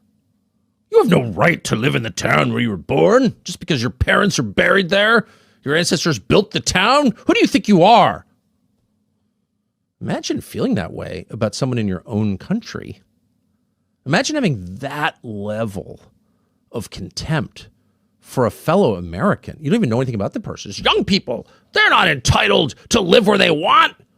They'll live where BlackRock tells them they can live. It's like, whoa. So again, you see the danger here. He's tied in BlackRock. He's like, oh, you got a fairly sophisticated articulation of populism, frames it in terms of, oh, you're fellow Americans. Americans, that's where we're all Americans. But this is the debate right here. Neoliberal austerity framed in terms of America first, or some more serious populist concessions. And Tucker, also with the TPUSA thing, I'll show one more of what he said, one more clip from him that kind of sums up his view on what sort of alternative should be done to preserve domestic stability as opposed to BlackRock, Ben Shapiro's views. GDP. No, I don't know what even that is. The total economic activity. Oh, no. My measure is really simple. I got a bunch of kids. Can they afford houses with full-time jobs at like 27, 28? And the answer is no way. And the answer is that 35-year-olds with really good jobs can't afford a house unless they stretch and go deep into debt. And I just think that's a total disaster. That's a complete disaster. Why? Two reasons. One, if people don't own things, they don't feel ownership of the country they're in. And the country gets super volatile because people feel like they've got nothing to lose. And he goes on. But you see, it's right there. How do you stop revolution? You gotta have home ownership, you gotta have the American dream, you gotta have economic stability. You can't have BlackRock, you can't have Klaus Schwab's World Economic Forum, you'll own nothing and be happy. You'll have mass revolts. You'll have economic instability. You'll have political instability. And again, how do you think Ben Shapiro's version of things plays given the populist demands we saw from the MAGA base? Not very well. Okay, so these are, as I see it, the main debates amongst the ruling class and some of the key causes of the MAGA civil war amongst the elite. But we have to remember they're debating these things at the same time they're trying to triangulate populist sentiments and maintain legitimacy in the eyes of a lot of disaffected people in this country who are very mad about generation after generation seeing the living standard plummet and seeing their basic inability to hold their lives together, being forced to move out of the town they grew up in because they can't afford it, being basically given no economic opportunity, seeing the plants their parents worked at shut down after 2008, seeing one politician after another promise them more and more change and getting nothing but more of the same bullshit. So I'm going to wrap up in a second on the communist side of things, what we can actually do, how to relate to the MAGA stuff. But first, I just want to briefly talk about Nick Fuentes because, like, he's been in the media a lot. People are like, who is this guy? I mean, people know he's like this, basically constant edgelord. But this guy's a Fed. It's been fairly well documented by the Gray Zone, some of his like very sketchy intelligence ties. I'm not going to get into that. He's also extremely unpopular. And he's basically supported by bot networks, I think by the US government and by Israel, because they want to portray anyone who's critical of Israel on the right as like a raging anti-Semite. And who better to do that with than Nick Fuentes? So let's look at just the mean tweet retweets per 1 million followers within various time windows. Let's compare Nick Fuentes to everyone else. Time since the original tweet, 30 minutes. Look at this. He doesn't have this many followers. This is Elon Musk who basically bought Twitter so he could get the most views because he's such a fucking child. He's there. Okay, Hassan Piker, he gets a lot of views. Destiny, Ian Carroll. Look at Nick Fuentes. This is absurd. This is such a statistical outlier. There were some data people analyzing this. Like this is a coordinated effort to manipulate the algorithm and use bots to make sure Nick Fuentes tweets go viral. And so it seems like, oh, he's getting so much attention and he's welcomed back into the mainstream of the conservative movement. He's having like a meltdown every episode now about Tucker. And it's very interesting, his rise. But let's look at his popularity. Do you have a favorable or unfavorable opinion of Nick Fuentes? Favorable, 6%. JD Vance, 35. US headed in the right direction, 35. 6%. But okay, maybe like white people really like him. 3%. Okay, they say 12% of young people. Now, they did a thing, they looked at, they have a follow-up question to this where they ask people who are very involved in looking at politics every day who they like. They generally have more favorable views of any public figure than unfavorable. So on average, someone might have like a 5% view of favorable, like, of some figure, but if you look, like an average person who doesn't follow politics every day, but if you go to, on average, someone who follows politics every day, it's much higher. It sounds kind of weird. I don't understand why that is, but that is the case. So, I have two of the same table, don't worry. So let's compare Fuentes. Who does he compare to? What other prominent public figures have the same favorability rating? Well, there's only one who's as low as him, and Nancy Pelosi is 58. It's Jeffrey Epstein.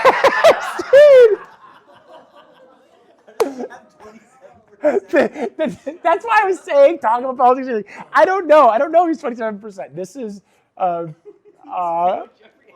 know.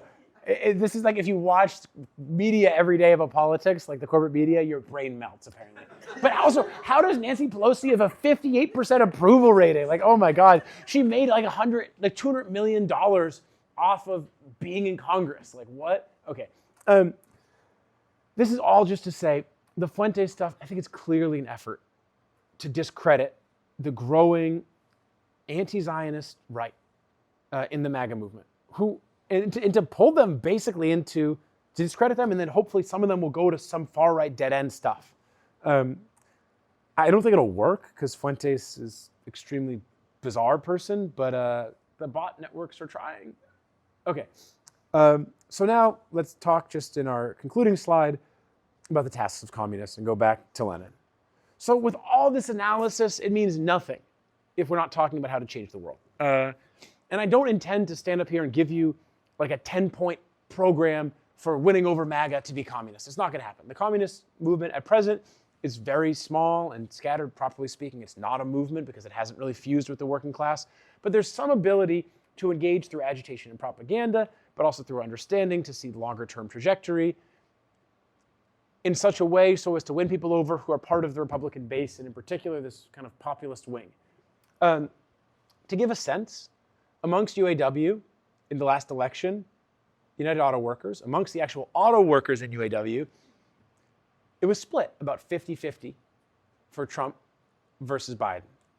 Anyone who says those 50% of auto workers who supported Trump, all of them, are hopeless, isn't serious about making revolution. Now, some of them, maybe they're real hardcore racist or fascist or just really backwards. Yeah, sure, okay. We're not going to win them over. But a lot of those people, they're supporting Trump because they support some of this populist stuff and they're sick of Biden and his corruption and all the money that Hunter Biden got to spend on drugs and prostitutes and other things in Ukraine and, yeah, all the corruption that the Biden administration was so indicative of. But in order to carry out this task, even to some limited degree, if you've spent time in a unionized workplace, you'll know there's some support there amongst the workers for the MAGA stuff. You have to really investigate. You need to understand what's going on. If you don't know shit about the Candace-Tim Pool divide on the Charlie Kirk shooting, how are you going to be able to engage on it? If you can't talk about the hypocrisy, if we can't talk about the hypocrisy of Kash Patel and Dan Bongino and Pam Bondi around the Epstein stuff, there's no hope of saying, hey, the thing that you're really mad about is actually better understood through a Marxist perspective. Because we don't even understand the thing, and all we can do is just sloganeer. So you have to investigate the key ideas and views and questions that they're facing. We need to unite with the populist demands and oppose the reactionary ones. Now, I want to be clear on this, and I'll clarify this more in a moment, but unite doesn't mean blindly agree with. In the left in the US, there's a real fetishization of big tent unity. We all know who the enemy is, we're all on the same side, let's all agree. Well, why do we need to talk about our disagreements? No, how you unite and how you agree when there are disagreements, and there's always some level of disagreements, even within a communist organization, but especially when working with the broader masses, is very important. So really the question becomes, how do you unite with populist demands, not only to have some ability to win over some section of the base, but to change their views ultimately, to get them to internalize a worldview of communist politics and of the need for revolution, and not just the need for a better MAGA candidate. We can't tail the liberal bourgeois politicians. AOC, Bernie Sanders, Zoran. Hey, Wyatt, just a quick question. Who's the head of Zoran's housing team? Because Zoran's going to fix housing, make it affordable, right? Who's the head of his housing team for his transition team? Who's that? Speak up, speak up. He is a CEO, a billionaire CEO of Two Trees Management Company, which is responsible for Dumbo. Actually, we're going to talk about this tomorrow, so if you're more interested, this is some preview of it. So he's responsible for Dumbo, that gentrification eyesore? Yes, and he's responsible for a lot of very bad affordable housing that ended up not being affordable housing, but he got the tax breaks for it anyway. So he's a con artist who said he built affordable housing and then didn't build it and then got the tax breaks for it anyways. I'm sure the liberal bourgeois politician, sorry, the democratic socialist, Zoran, is going to fix the problems. And look, a lot of the MAGA movement's confused on a number of different things. One of the things they're generally fairly good on, at least amongst the base, is criticizing the hypocrisies of liberal politicians. If we tail them, we're screwed as a movement broadly. We're not going to win over people who would potentially support us from right-wing populist movements, but we're not going to make it very far because we're going to be tailing behind the bourgeoisie, hoping they'll give us a little bit better terms. And we need to leverage the key openings that exist right now on Israel, on the Epstein files, and wars abroad, especially this looming war with Venezuela, because that can be extremely, extremely, extremely unpopular when it launches, as it seems it will. And okay, so just to frame this, because the question again is how. These are general principles. I'm still not going to give you a direct answer because such simple, neat things don't exist, but we have to educate people And how to do that? You work with the advanced context, for example, if you're working in a union that you already have, to win over the intermediate and the backwards. But you can't just win them over with vague unity. You have to win them over by explaining from a distinctly proletarian perspective the nature of the issue. So when they talk about things like, oh, there's a problem with corruption in the government, we have to say yes, but then teach them, not in a lecture academic sense, but through topical agitation, how to understand the particular corruption in the government, or the Epstein files, or the US support for Israel, or any other topic that people are interested in, political topics, from a Marxist perspective, from a working class proletarian perspective. This is Lenin from What Is to Be Done. I'll read it. He was critiquing people who just said workers should just get agitation about their factories. That's all they care about. Working class consciousness cannot be genuine political consciousness unless the workers are trained to respond to all cases of tyranny, oppression, violence, and abuse, no matter what class is affected. Unless they are trained, moreover, to respond from a social democratic point of view.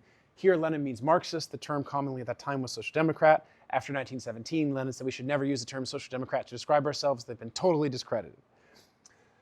A social democratic point of view and no other. The consciousness of the working masses cannot be genuine class consciousness unless the workers learn from concrete and above all from topical political facts and events to observe every other social class and all the manifestations of its intellectual, ethical, and political life.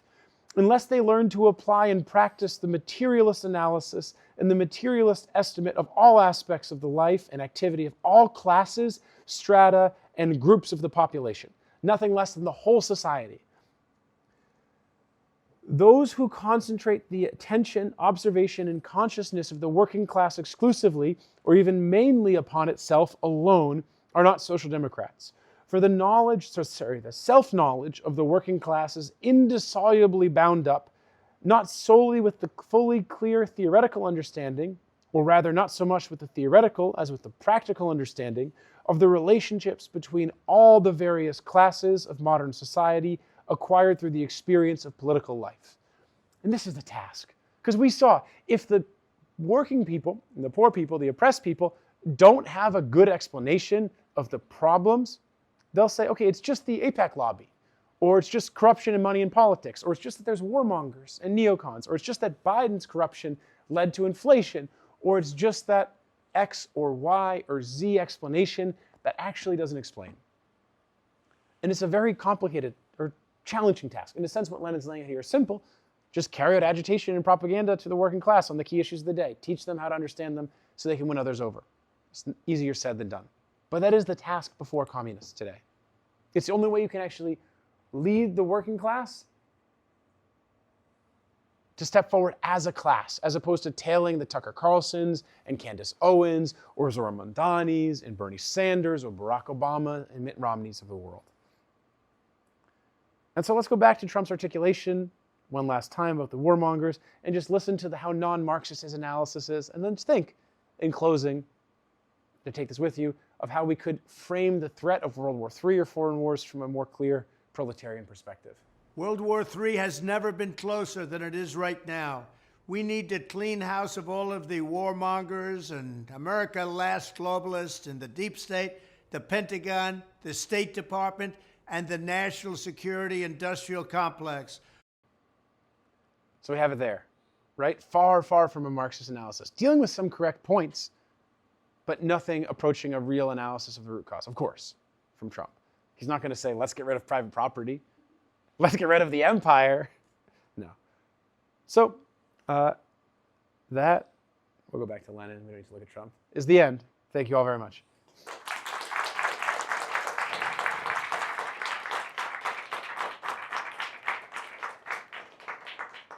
So we'll do some Q&A now. If people have questions, feel free. I'm going to grab a piece of watermelon really quick before we start. But you can raise your hand. I can answer.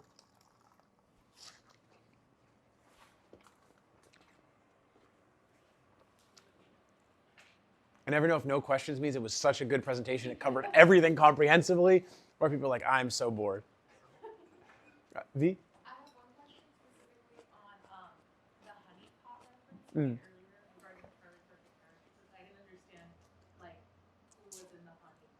Oh, there's an idea Charlie was. It's not clear, but these things exist. Honeypots exist. There's, I think, reasonable and legitimate speculation given like very bizarre behavior by Erica Kirk since Charlie's assassination, and also given her family history and given they met in Israel and their meeting story.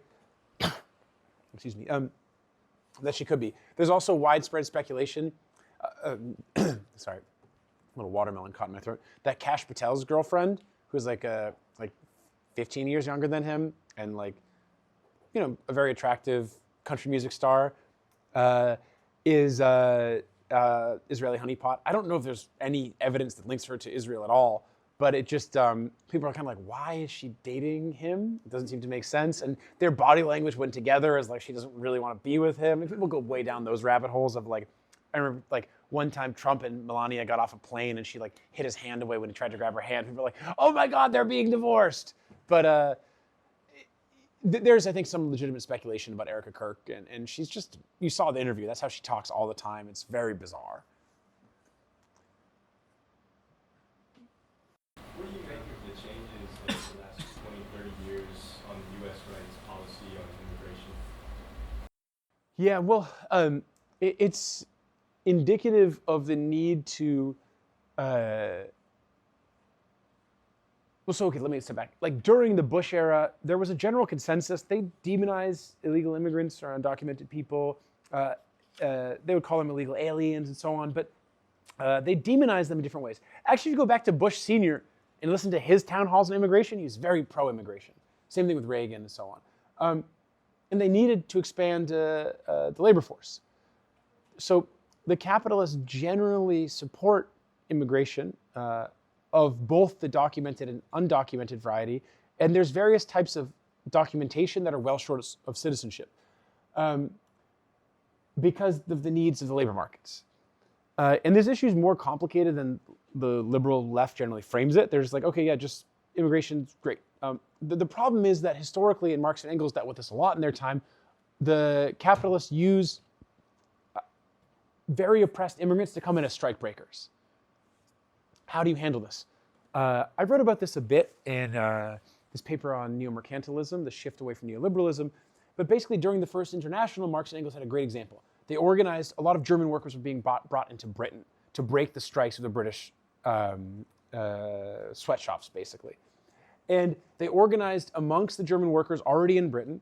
They organized with their ties to the German workers in Germany to say, don't take these trips to go work in Britain because you're going to screw over the British workers, you're going to face terrible conditions, you're going to face all sorts of oppression, etc. And they organized amongst the British workers to not fall into chauvinism and xenophobia and so on. Now, all that's easier said than done. But I mention all of that because a lot of liberals are just like, oh yeah, immigration, like just uncritically support, basically, don't think about the way in which the capitalists are pitting the workers against each other and just blame anyone who's opposed to immigration, as opposed to seeing some of the questions here at play. Like, okay, people are rightly criticizing ICE's role deporting people. Do people know that ICE brings people in? So it's well documented that ICE mostly has acted historically as a strike-breaking organization.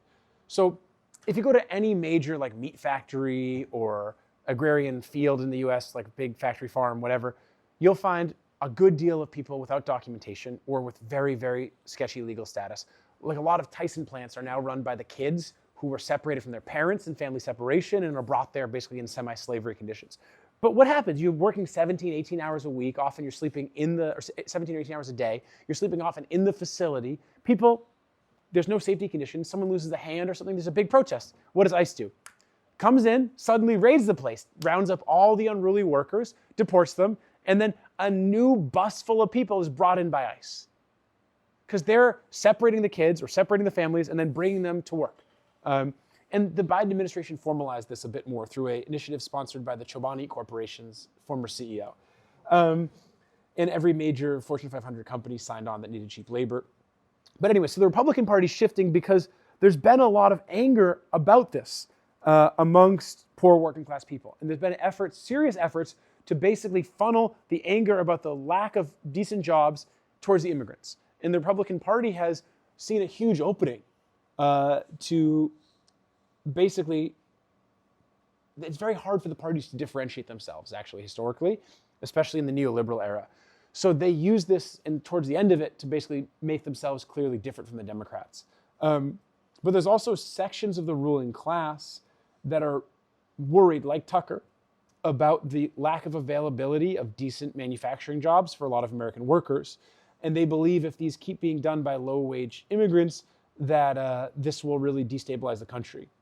The problem then becomes, how do you have cheap goods manufactured in the US? Automation can handle some of that, but you need lower labor costs overall. The solution can be seen in former White House Press Secretary Sarah Huckabee Sanders' governorship of Arkansas, where she reduced the stringency of child labor laws. So if they really go after immigrants, as they have been, and they increase that, they haven't actually gone as much as they said they would. But if they do increase that, this thing we'll see more and more is child labor. Because you need, for like labor-intensive industries, ones that aren't highly automated, you need cheap labor to compete, for the US goods to compete on foreign markets.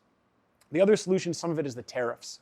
By increasing the barrier to entry from other countries with cheaper labor costs, you can kind of offset that at a degree and support somewhat higher wages at home. Of course, the main beneficiary of the tariffs are not workers getting higher wages, but the US ruling class overall, who is carrying out a fairly comprehensive policy to decouple from China. So that's a long answer to a deceivingly simple question. I see 1, 2, 3. I'll start with those 3 and then I'll go from there. So Mitchell, I think So with Nick Fuentes, I think the evidence you put forward is pretty convincing. Like, okay, yeah, he's probably some sort of federal asset.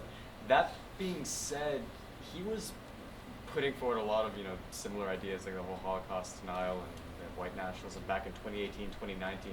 But he was a pretty fringe figure at that point. Do you think he was someone who was like a long-term game of the FBI to try to drum up the support, or he started to grow a little bit and then the FBI brought him into the fold? It can go either way. I mean, I'm not sure. I think likely this is probably more CIA than FBI. That's my hunch, but this is not substantiated. Technically, it's illegal for the CIA to do any sort of domestic intelligence operations against the American citizens, but we know from the Church Committee hearings that they did that throughout all of Vietnam and still do it. I don't know. I don't know enough about Fuentes' history, but it goes both ways. Sometimes these people are totally astroturfed, and Charlie Kirk was that. He didn't have a mass following. They created him from nothing. Sometimes people, like, he was at BU. It's a school of middle managers. He was a little edgelord there, got into a few little fights that I think got famous from that. So maybe he was like genuinely that, and then he got bigger. I don't know, though. But it actually doesn't matter in the end so much. Okay, I think it was Katie. Yeah. So the Republican Party establishment is obviously like in an ever-growing crisis, and they can't just have Donald Trump be like, oh, Tucker Carlson's a good guy, I don't know what's going on, or have Tim Pool screaming his head off forever. So do you think there's like a possibility or some kind of way in which they would be able to like co-opt Tucker Carlson or Candace Owens in order to manage this sort of like split, or what is the way forward for the establishment in terms of ensuring their legitimacy beyond the midterms, but just for the future? Well, yes. So the question is basically like, what is the Republican Party establishment, and I think more specifically the Trump administration's plan here to deal with the split in the right? The short answer is they don't have one. The plan that Thiel and others had was Vance would be the Trump successor. Have him be a very prominent, prominent VP. VP is basically a joke of a job. You don't do much. Cheney was the exception in that regard. VP is like a figurehead. But Vance has been very active, everything he's there for. And the plan was to have him run, and the Dems are going to run Gavin Newsom, and he sucks and is very unappealing. Like his fuckboy ethos just doesn't really click with the American voter base. He's very slimy. And Vance has got this kind of like, I'm, every man. Yeah.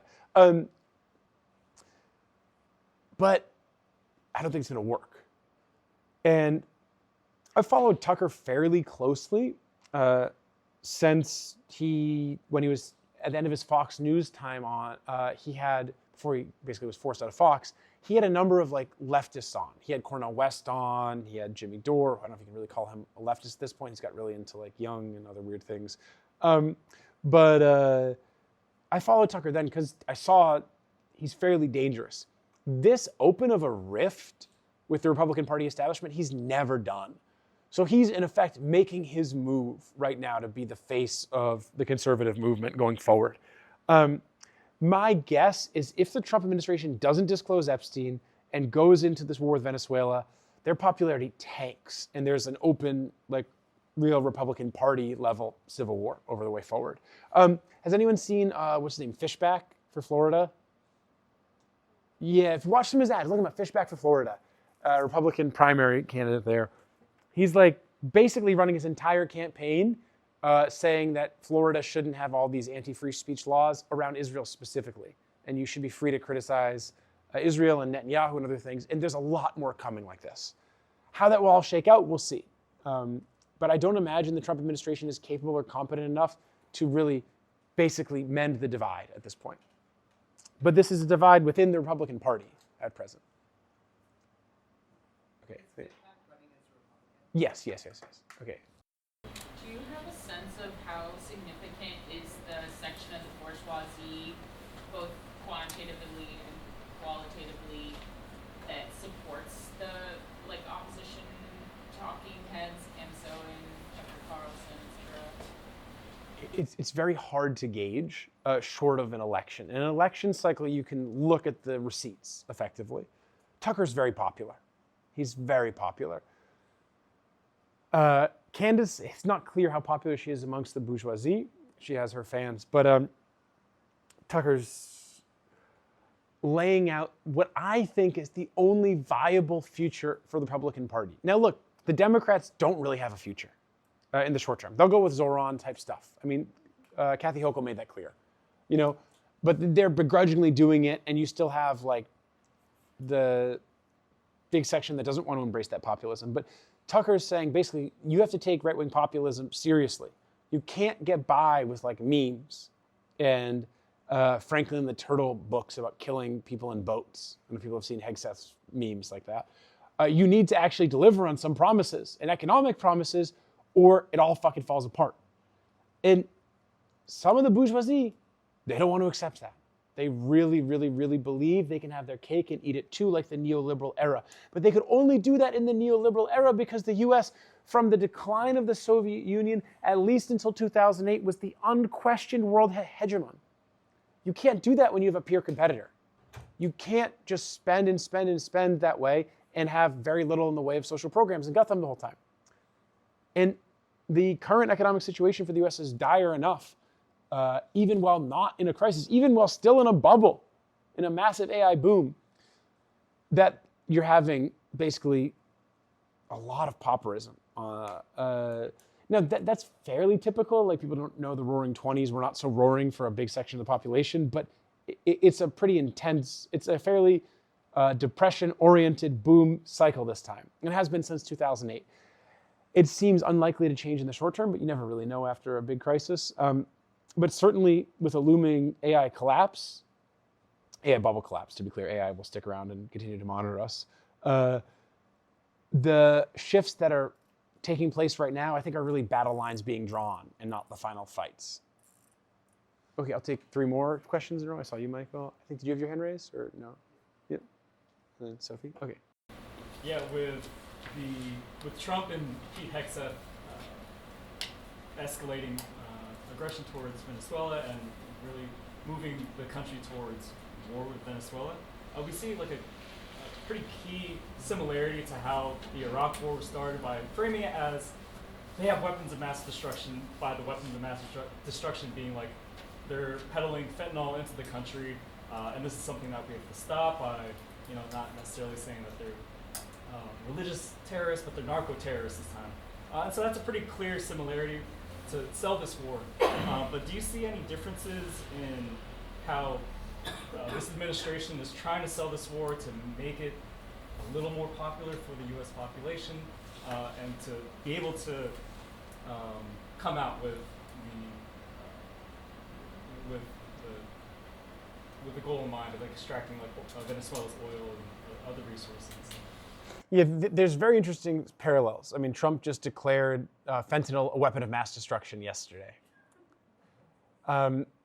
Maduro supposedly, it's not clear, and normal channels of diplomacy are needed in the face of an invasion, but offered all the country's resources to the U.S. and the U.S. declined, just like happened with Saddam. But the answer is the Trump administration is less competent. Bush and Cheney and Rove and Rumsfeld, I mean, they sold that war to the American people very successfully. People were on board initially in a big way. Not as much as the Afghan war, but people were on board in a big way. Most people don't support the war against Venezuela. It's just so transparent. And Trump's own DEA says there's no fentanyl coming from Venezuela. The cartel that they said is sponsoring the fentanyl trade, Cartel de los Soles, was created, according to a 60 Minutes report in 1990, by the CIA. That was actually the cartel that brought the cocaine into Arkansas when Clinton was the governor there, and his brother got caught getting all that cocaine that he said was for Bill, and then that led to his brother going to jail, and then that's when Hillary and Bill went and killed some people to silence that stuff. That's where the whole Clinton body count comes from. It's not just a right-wing conspiracy, it's a real thing. They were tied up in the coke trade. That's why the CIA is called the Cocaine Importation Agency. These are basic facts about the history of this country that people should be aware of. The Cartel de los Soles hasn't existed since the 90s. Also, and since we promised this in the event title, let's do it now. Where was Marco Rubio in 1985? Oh, he was in Miami, in West Kendall specifically. And what was he doing in West Kendall? Well, he was staying with his brother-in-law, Orlando Cecilia. And who was Orlando Cecilia? Oh, just the kingpin of cocaine in Miami. And Marco was staying there, and he was 16. And he stayed in the guest room. And what did Orlando Cecilia do in the guest room? Oh, he stored and cut his cocaine. And then Marco moved out that summer. And then what did he do afterwards? He came back once a week to wash his brother-in-law's exotic dogs once a week. And he got paid for this. And you might think 16 is too young. Orlando Cecilia's gang was notorious for using 16-year-olds to assassinate their political enemies. Marco Rubio denies any involvement, denies any knowledge.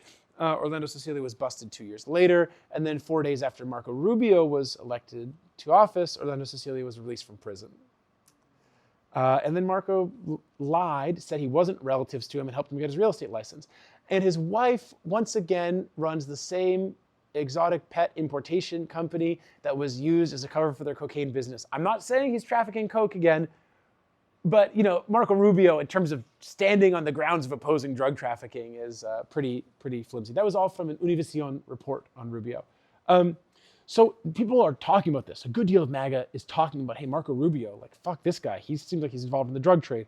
And just this past week, an ex-DEA agent was caught, along with a former CIA officer, helping the cartel in Mexico, Jalisco Nueva Generación, procure weaponized drones, the precursors to fentanyl, and helping them launder money. And so it's very, very, very flimsy, this narrative about the narco-terrorists. And it's just very clearly a regime change war for oil, for lithium, for gold, for other stuff. And people are playing, who's that stupid guy from The Office? What's his name, the actor? Jack, what's his name? John Krasinski, Jack Ryan. And you know what he said, the actor, not the character in his regime change movie in Venezuela? You know what he said? We should wake up and thank God every day for the CIA. This fucking pig. So they're playing his film on social media, criticizing how it's like a whole roadmap in that film to invade Venezuela. I don't think they can go forward with this and not lose popularity, but the calculus is Friday's the Epstein file deadline for Massey's resolution. So if they give another big nothing burger, they're fucked. And what was the first Epstein files disclosure? Do you all remember that? Who got the binders? Pam Bondi handed out these binders to all these influencers. And all these influencers were the pro-Zionist influencers who get paid $7,000 a pro-Israeli tweet. And they were the ones who were given the Epstein files binders that were full of nothing. So people are tying a lot of this stuff together. I don't think they can sell the war. I just don't think it's going to be, they're not as good as Bush and Cheney. And Bush, I mean, he was an idiot. He was drunk and on coke the whole time. But they're not as good as Cheney. They're not as good as Rumsfeld or Rove or all the other ones. And it's a different media environment. Okay, who was next? You're next. Yeah, I had two questions on Nick Fuentes' influence. One, in terms of I guess actually a lot of the clips that you played of people asking questions at TPUSA events, both recently with JD Vance and also back from the Culture War tour. I mean, my understanding is a lot of those people were members of Nick's community who self-organized a strategy to ask these questions using talking points from his shows. I was wondering if you think that's right, and if so, if that is some sort of evidence of organic support, or if it's limited. And then the second piece is just why, it seems to me at least that right-wing media has really opened up to having Nick on their shows and often in very collaborative ways, friendly ways lately. Whereas in past years, they kind of had a strategy of locking him out. And so I was wondering, I guess, secondly, why you see that change, and if that's some sort of evidence, fed or not, of some level of growing influence and support. Yeah, well, on the first question, I hadn't heard they were like Fuentes fans. In terms of their points they're making, I mean, you hear they get applause. The points got applause, a number of them. They're popular points outside of Fuentes. Now, Fuentes is kind of interesting because, for example, on the Charlie Kirk investigation, he's basically said, shut up and trust the narrative. And it's quite telling there. But yeah, I don't know. From what I can tell, Fuentes doesn't have much in the way of organic support. I'm not saying there's no one who likes him or will go to events and stuff, but like, it doesn't seem that he has much from the statistics I've seen and so on. Now, this could be somewhat misleading, but certainly there's a coordinated effort to promote him regardless. Yeah, but I mean, the popularity polls about him show. That said, his return to mainstream media life is very interesting because Tucker had him on, right? And Tucker was very reasonable and basically like talked to him a bit and was like, hey, like, how about you not do this whole Nazi thing and try to work as part of a united conservative movement? Nick was like, nah, fuck that. And then Nick went on a series of rants about Tucker afterwards. And I think Tucker basically played him like a fiddle. Because people were saying, okay, you got to have Nick on. He's popular. He was censored. It was so unfair to him. He has him on. And then Nick looks like a childish baby, basically, especially afterwards, just nonstop ranting about Tucker. And do you see his Piers Morgan interview? I mean, that was pretty interesting. Piers Morgan's like, so a lot of people are wondering, you don't have to answer this question or not, but Nick, are you gay? And then Nick Fuentes basically, because there's this whole thing about him maybe having, sex with Destiny or something. Nick basically gives a very unconvincing no. And then he's like, but why do you hate women so much? He's like, women should be in the kitchen, blah, blah, blah, blah, blah. I hate being around women. And, a few comrades had watched the Nick Fuentes Tucker Carlson interview and like, wow, Nick Fuentes is really gay. Like all he does is talks about how he wants to hang out with his friends and guys, and like, it's very clearly closeted. He's like deep in the closet and hates himself, but hates women, and like kind of typical fascist homosexuality. I don't know if you're familiar with some of it historically, but there's a lot of the fascist homosexuals amongst the Nazis and Japanese fascists were like, women are so weak and pathetic. That's why we want to be with men, because they're strong. Yeah. All right.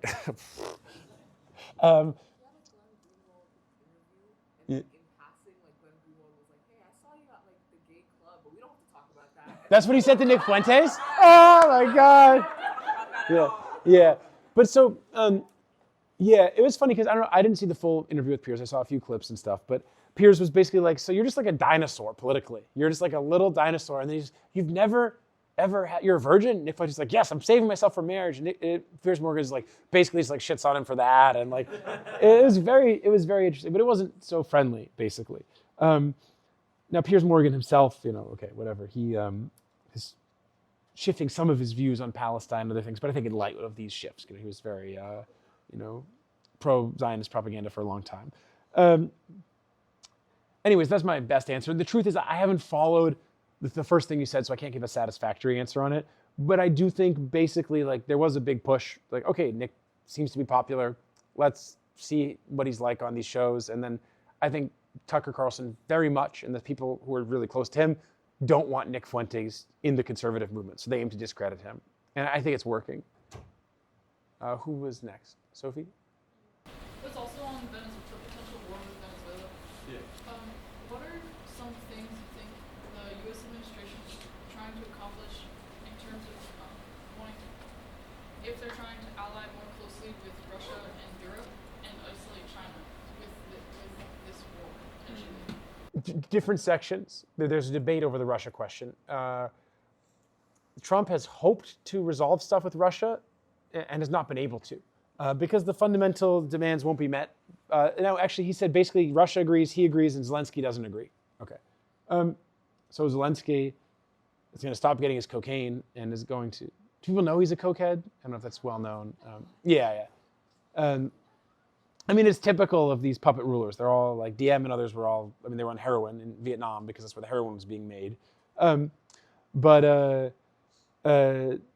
They basically told him like retire quietly to your villa in Italy that you've gotten with all the corruption money and shut up, and he wouldn't do it. And so he's probably going to be killed. But then again, a lot of the CIA like him because they're very, very, very set on being opposed to Russia. And the State Department too, a big section of them. But in terms of the stuff with Venezuela, the plan, is what Trump outlined, the Trump administration outlined in their national security strategy, which is what they call the Trump corollary of the Monroe Doctrine, which is the idea that the entire Western Hemisphere is the property of the United States, effectively, that no power or corporation that the U.S. doesn't want, the U.S. government doesn't want in the Western Hemisphere is allowed in the Western Hemisphere. So any company wants to open up shop or buy something, or any country has any influence, that will be shut down by the U.S. So they said this explicitly. There's this guy, Marshall Billingsley. He was a career bureaucrat in the Bush administration. He just testified before Congress. He came up in the war on terror. Then he oversaw the global architecture for surveillance of cryptocurrencies to ensure all those transactions can be followed, and applied the international counterterrorism laws to those. And now he's testifying about the war in Venezuela. And he said, look, the entire socialist plague that's plaguing Latin America, he said plague twice, can be traced back to dirty Venezuelan money, drug money, he says. There's not drug money coming from Venezuela, by and large. And that's how you get Petro in Colombia and blah, blah, blah. And if you want to stop it, the left-wing governments in South America and Latin America, starts with Venezuela. That's the plan. I mean, you just had the son of a Nazi elected in Chile, who was his father was a Nazi and also part of the Pinochet government, and then he was congratulated by the foreign minister of Israel in his election. He's very far right, pro-Pinochet. He's going to join Milei's Isaac Accords, which is the framework to bring greater Israeli and U.S. influence into Latin America. And we know what that's going to mean. Israel already sells drones to the Chilean government that they use against the indigenous population there. Israel is going to expand this massively. They're going to bring all the latest AI and stuff to the whole of South America in collaboration with the U.S. So the plan is topple Venezuela. And then what did Trump say? He said, Petro, if you're listening, of Petro in Colombia, he said, if you're listening, you're next. And then he said it like 6 times in a row. So Venezuela, then Colombia, and then all across Latin America to consolidate the hemisphere, to turn it all into a U.S. trade bloc, to ensure that there's no Chinese investment, have everyone impose, like Scheinbaum, supposed leftists in Mexico has done, 50% tariffs on all Chinese goods to ensure that the U.S. has effectively its neo-mercantilist bloc. No more NAFTA free trade agreements that specifically aid the development and aims of U.S. imperialism, high capital-intensive industries, automated industries in the U.S., cheap labor in Latin America. And the absolute Zionist fanatic who just won the Nobel Peace Prize, she said all the Venezuelan immigrants in the U.S., she'll make sure they all go back to Venezuela when she comes in after this regime change war. And she's psychotic. She supports the genocide in Gaza. She, in 2018, wrote a letter to Bibi Netanyahu asking him to support regime change in Venezuela. She said in 2019, Israel's cause is Venezuela's cause. And in 2020, her party, Vente Venezuela, they signed an agreement, inter-party agreement with Likud, Netanyahu's party. So these are the people they want to bring in to run Venezuela and the rest of Latin America. And you can imagine what it's going to be like. Okay, other questions? Should we wrap? Maybe we should wrap and chat if you want to hang out. Yeah, I think it's a good spot to wrap. All right, thank you all for coming, and have a wonderful evening.